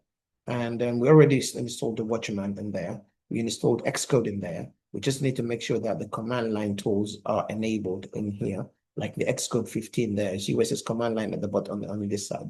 So we need to go to that. For that, for Xcode, go to Xcode. And we need to go settings, right? Xcode. And to get it, you need to open Xcode, and then you go to settings or preferences, whichever one you see, and then go to the location panel. So this, we have to go to the location panel. So we have to go to iOS and then go here and then click Xcode, click settings, and then go to the location panel. So somewhere it has a location there. See the locations there. And we need to make sure that the command line tools are selected. So it's already by default it's selected anyway, so we don't need to do anything in there. So that's that one.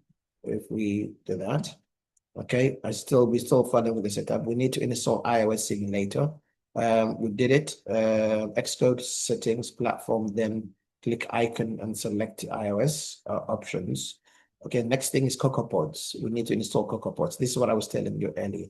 The iOS one, settings platform tab. Go back to the settings again, yeah, and go to the platform tab. Basic components we already have. iOS installed directly in there. Don't tell me that here. Turn it on. Apple account. We don't have, by the way, you need to have your iCloud. You need to log in. Xcode requires you to log in with your iCloud development account. So Apple development account, not iCloud. So go back and see what we wanted to do. Yeah. So it says go to the platform tab, settings, platform tab, click icon and select iOS. I think that's already done for us. Okay, CocoaPods is one of the dependency management system available for iOS. CocoaPods is a Ruby gem. Okay, so they use a language called Ruby, but you can install it as a library. Like you can install CocoaPod using a version of Ruby that ships with your latest macOS. Okay, for more information, okay, do that. Optional, configure your environment. So starting your React Native applications as possible to configure Xcode using Xcode env. No, we don't want that. So we'll just go to the for more information in here, the guidance on how to do that. So what's CocoaPod and everything, basically the installation. I need to install it as CocoaGem. So Gem Ruby comes with macOS, like I just said. So all we have to do is just type here, come here and type CocoaGem, install this installation, install by running the following command. if you're using default and maybe include the macOS, okay, it will require you to do sudo when installing, so you need to do sudo. So, but you have to do the sudo one because we're using the Ruby that comes with, sorry, I have two dollar signs there, so we need to get rid of one of them. And then the password, you need to put it. Okay, it's going to install CocoaPods on the laptop, on the computer.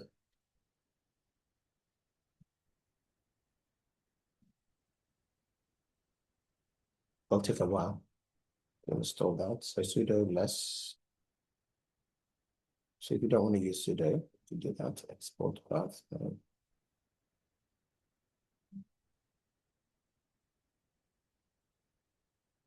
Every time we use it, because we can install it with sudo, we need to, every time we're using, we have to use with sudo. Note that if you choose to use user install option,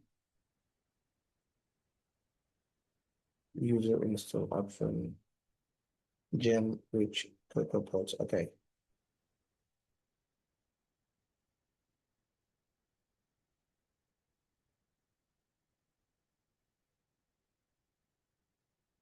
You might have to do some stuff like this. This is the most difficult part to play it. A lot of people get it wrong because it doesn't behave. So we've got 9 minutes left.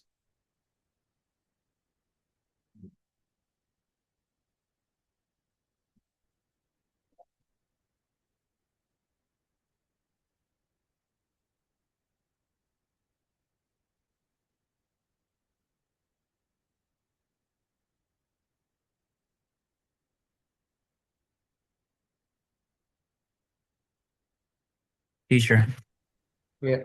I have to go right now. Can you I just sent you a connection request for the LinkedIn. Can you accept it?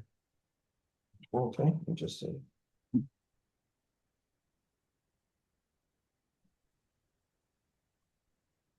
gonna go down, yeah.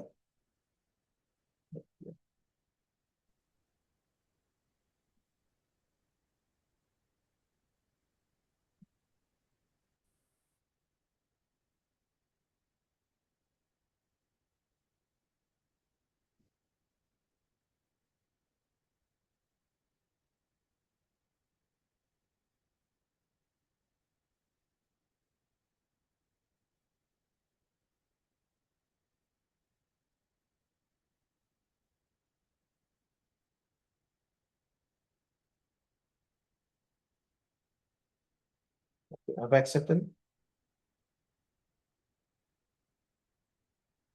I'm gonna go check. Hold on. Is it this one? I think I accepted it. I'll see your name.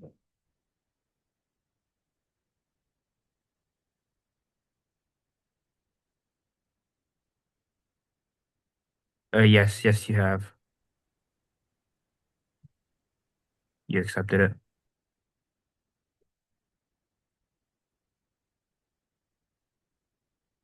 Okay, so round the other as well. And let's see if we found the line here.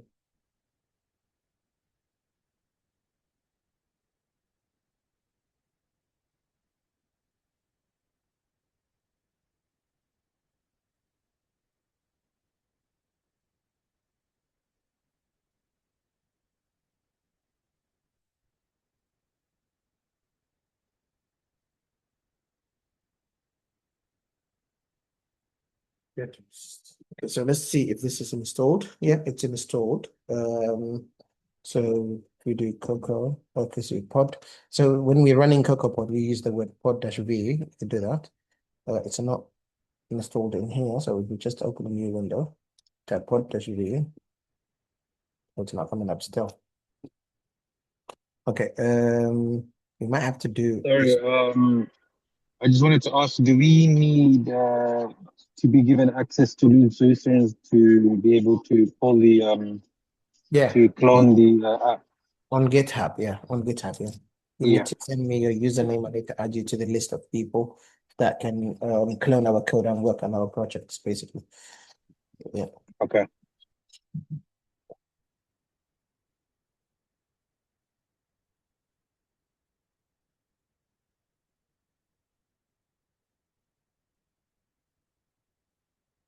What's the thing called?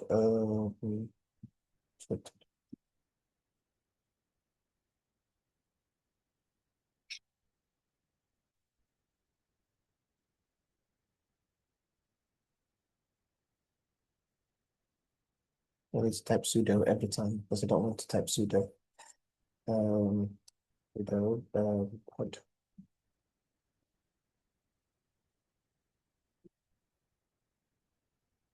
Yeah, get rid of the permissions on as well. So what we need to do is, so no matter that you chose the user install option will still be configured to the bash.profile to use the path. Okay.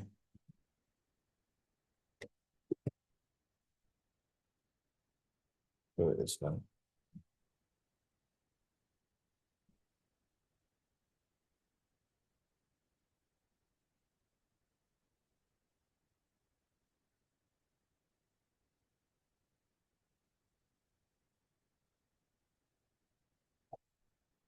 Okay, I think we'll be done. All we have to do is to update the Cocoa Pods. You simply need to gem install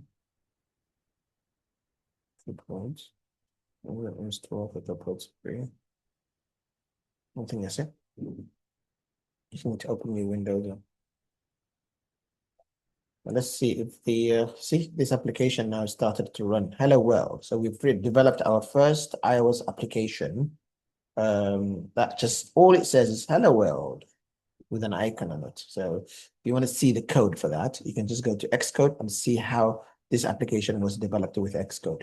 So here, was Xcode here. We can close that. So actually, this is the whole application. It's not much. This is the code for the whole application. First of all, you import Swift UI. Swift is a language that actually, so you import the UI version of it. And then you say, I want a view. And the content, the type of that view is going to be this. And the body of the mobile application is going to be some view that actually uses a stack. A stack is like when you have vertical stack, basically, when you want to have one thing on top of the other. And then the first thing that is of the stack is going to be a little image that says globe. And then there's going to be, we're going to scale that image, make it large, a little bit larger. And then we're going to bring it to the foreground and we're going to tint it a bit, basically. And then we're going to have a text that says hello world. Why don't we add some padding to it? That's it. So simple. So that's how we just use the native, but it's complicated if you want to learn this language, basically. It's better to actually stick to JavaScript and learn React Native and don't even look at, you never need to look at Swift code. It will be generated in the background. So I'm gonna close this now, the terminal. Terminal again. I'm gonna close all the terminals because I installed the CocoaPod. CocoaPod is a nightmare. Sometimes it just doesn't install prop. It doesn't. You have to restart your computer for it to work sometimes. So what I'll do is I'll just close all the terminals, including the back end, front end, everything. And I'm going to start a fresh terminal, see if CocoaPod now installs. So now we open a fresh terminal. Where's the terminal? Oh, the type pod. There should be still not working, still there. It's a headache. So we've run out of time now. I mean, there are different ways that we can install pod install in here. Okay, so let's type if the pod got installed anyway. So what we need to do is I'm just need to do this, go to ChatGPT, click that, and then go to ChatGPT, give it and see what it suggests basically for the photo. For that, I already put it in the clipboard. So.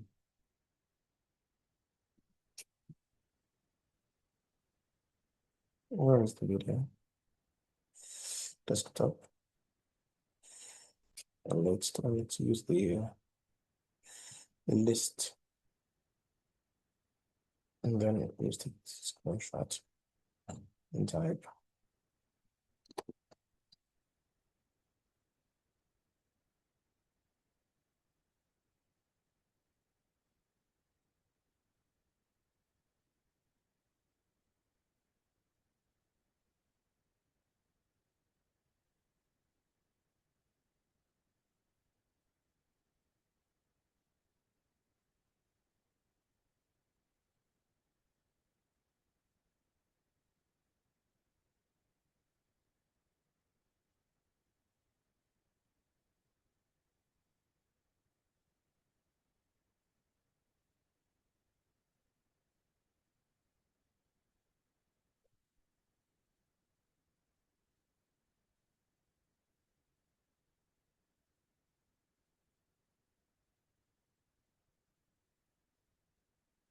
So we do gem list for pods there. Let's just do that.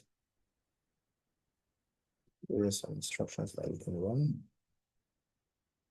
So we have Cocoa pod is, so that's what it gave us. Then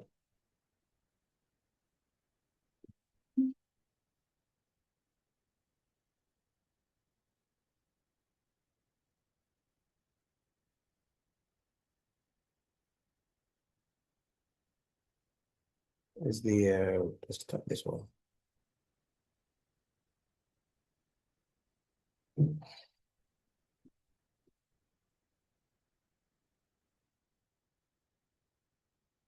Now, volume is told your list shows that the gems, but doesn't show the main gem. Okay, so sudo did that. Okay. Again. Why?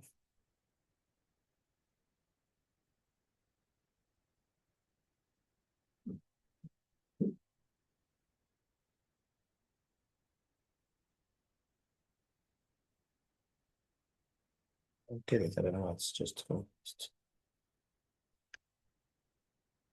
Okay. To integrate, so you want to see local gems. CocoaPod try, CocoaPod this, CocoaPod is not installed.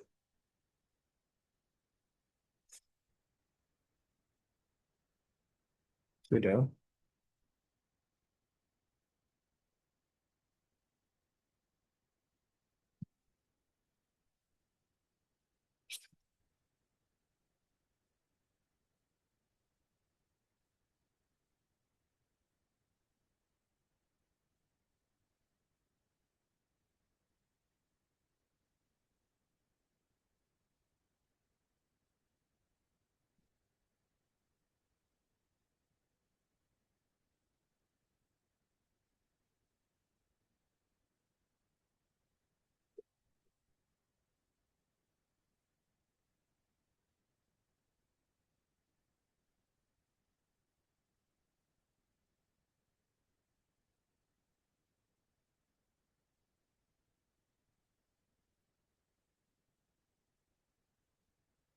Taking too long.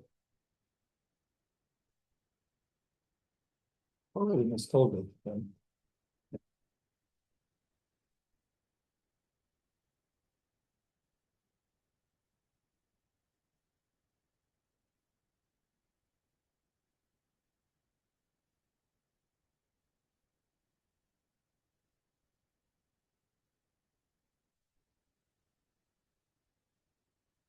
So that is code version. If it don't work, check env. If it says that your command not found, env.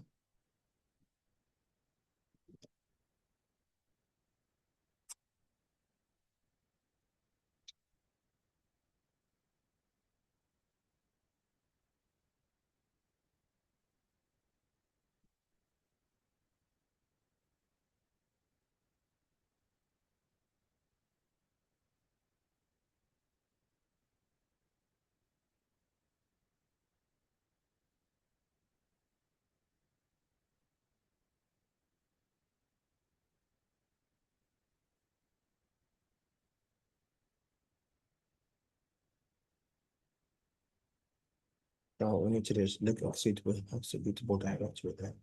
Add path to the share. Usually it is. No.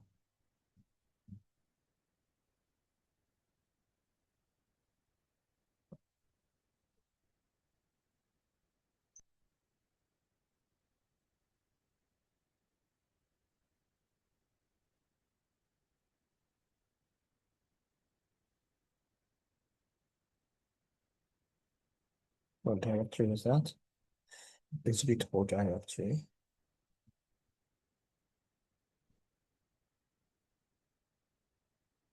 Executable directory.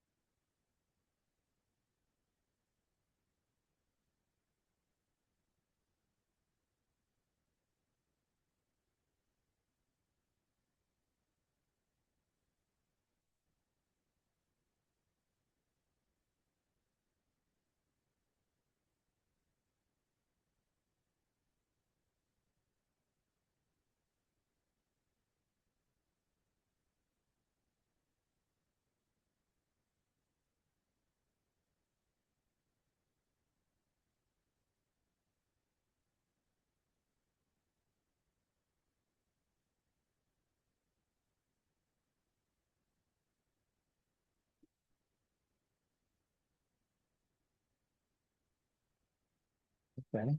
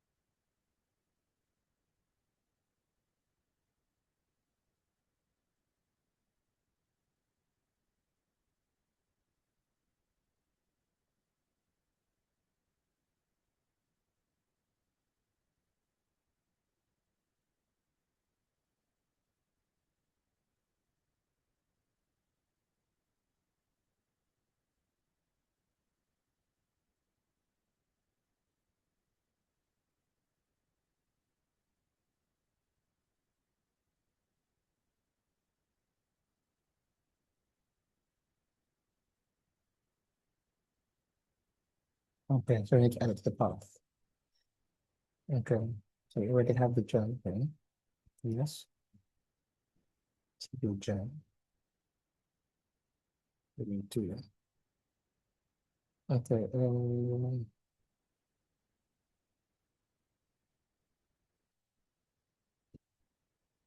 There's CocoaPods. Okay. Should be. Okay. Pod search. Join. It's not installed. Lightning download is cloud.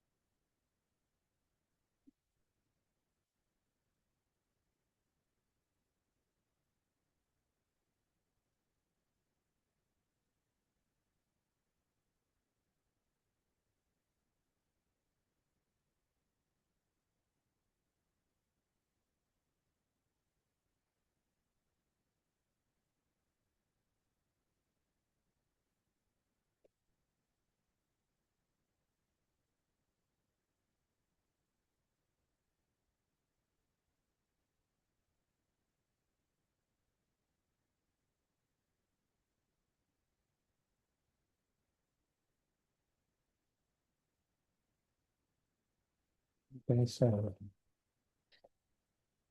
path bin local user export. Okay. Push profile.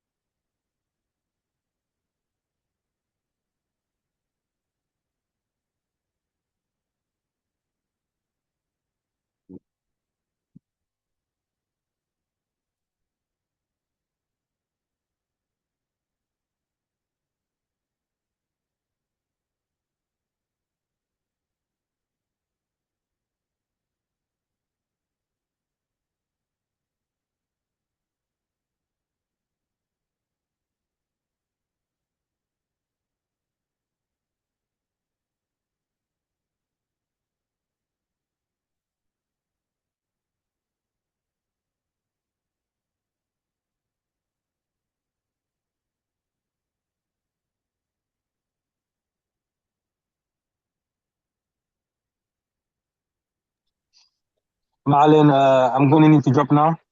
Yeah, you can go, guys. I've sent Hmm. I've sent my username for GitHub in the Yeah. intern group. So Yeah, I'll do please, that. if you can add me. Thank you. Sorry, not Okay, take it.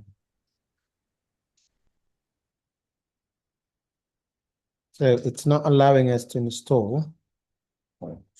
To run to install it. So installation was not happening.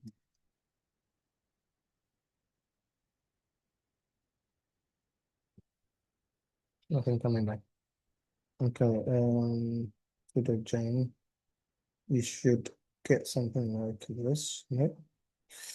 Pod install.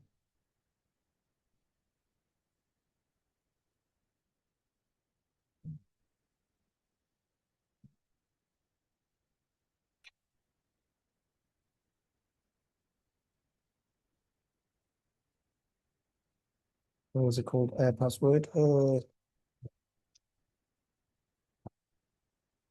Okay, so this forces Ruby to place pod installation into user local bin, then run pod setup. Okay, after that, it should get corrected. Okay.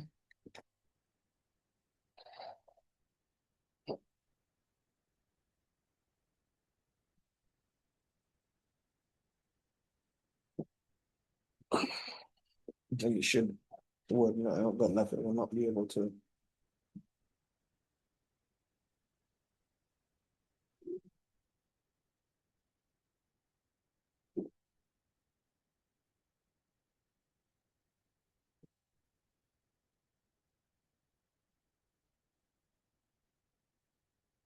What is it saying? It's saying the error in installing CocoaBot. The last version of a revised with the game to support your Ruby again voice doing can try to install Gem store yes then try again. Okay, let's do that. Oh, all right, this would be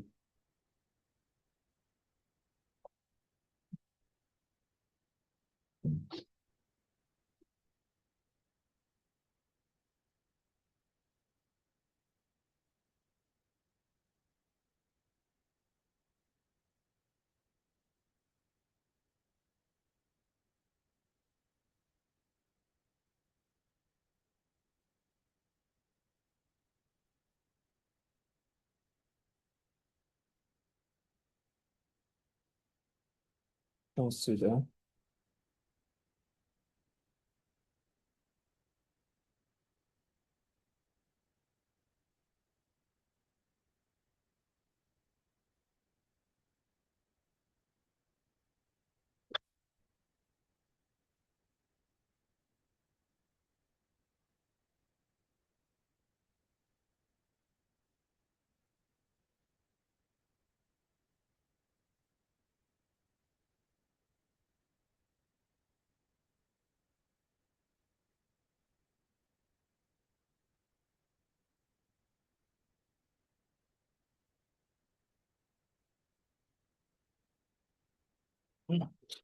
refer to the this on the delay.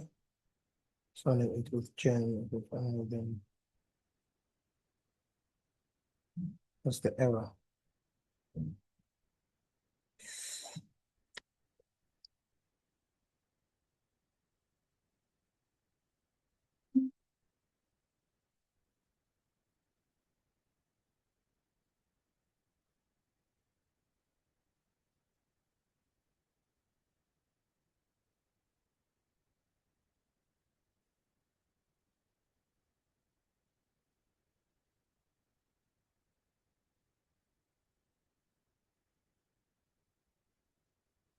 Plus 3.0 reinstall CocoaBots. Did this right?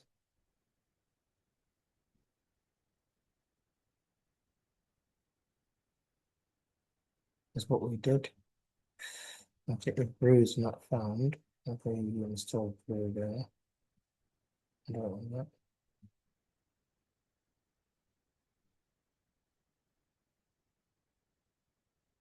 I think that's what we started with. So I tried to install it through the brew.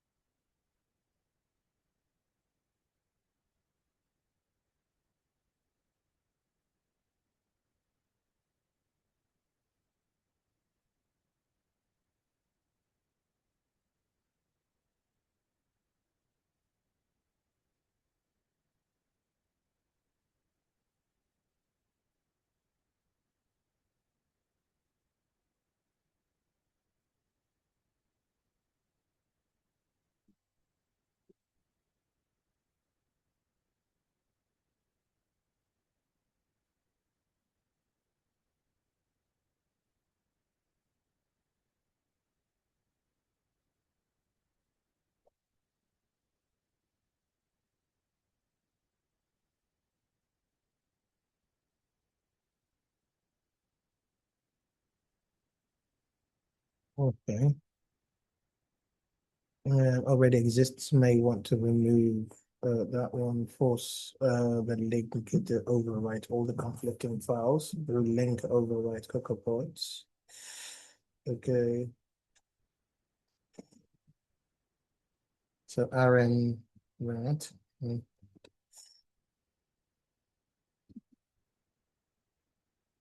Following cocoa points executable.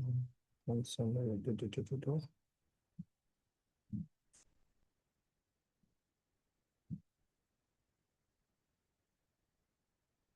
shadowed by other commands earlier in the path, running a normal just inbuilt version provided by the inbuilt disable. Okay, now let's close everything. All the terminals.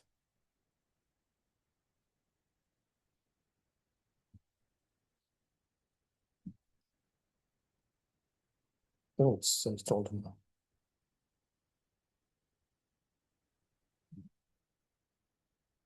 It's right now, but it's installed now. So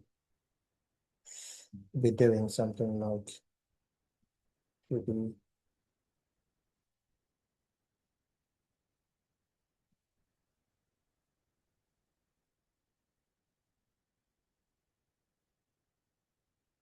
unless we should be able to run this application and npm install.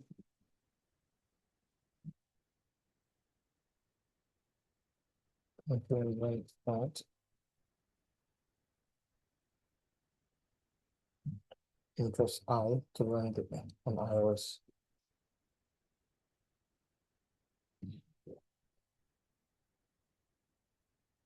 Now this terminal can access it. Hopefully it will run the application now on the device.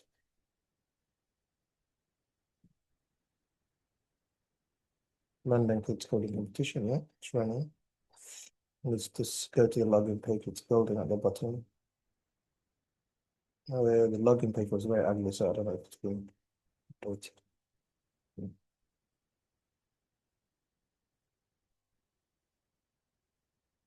Yeah. And then Kids Coding Competition, let's go there. The public admin competitor photo, public profile. Yeah. That's not the page. Register. Yeah, it needs to be redesigned better, but like it's working, guys. I have to go. I think at least we made it work. For iOS, we haven't tried the Android one yet. So, take care.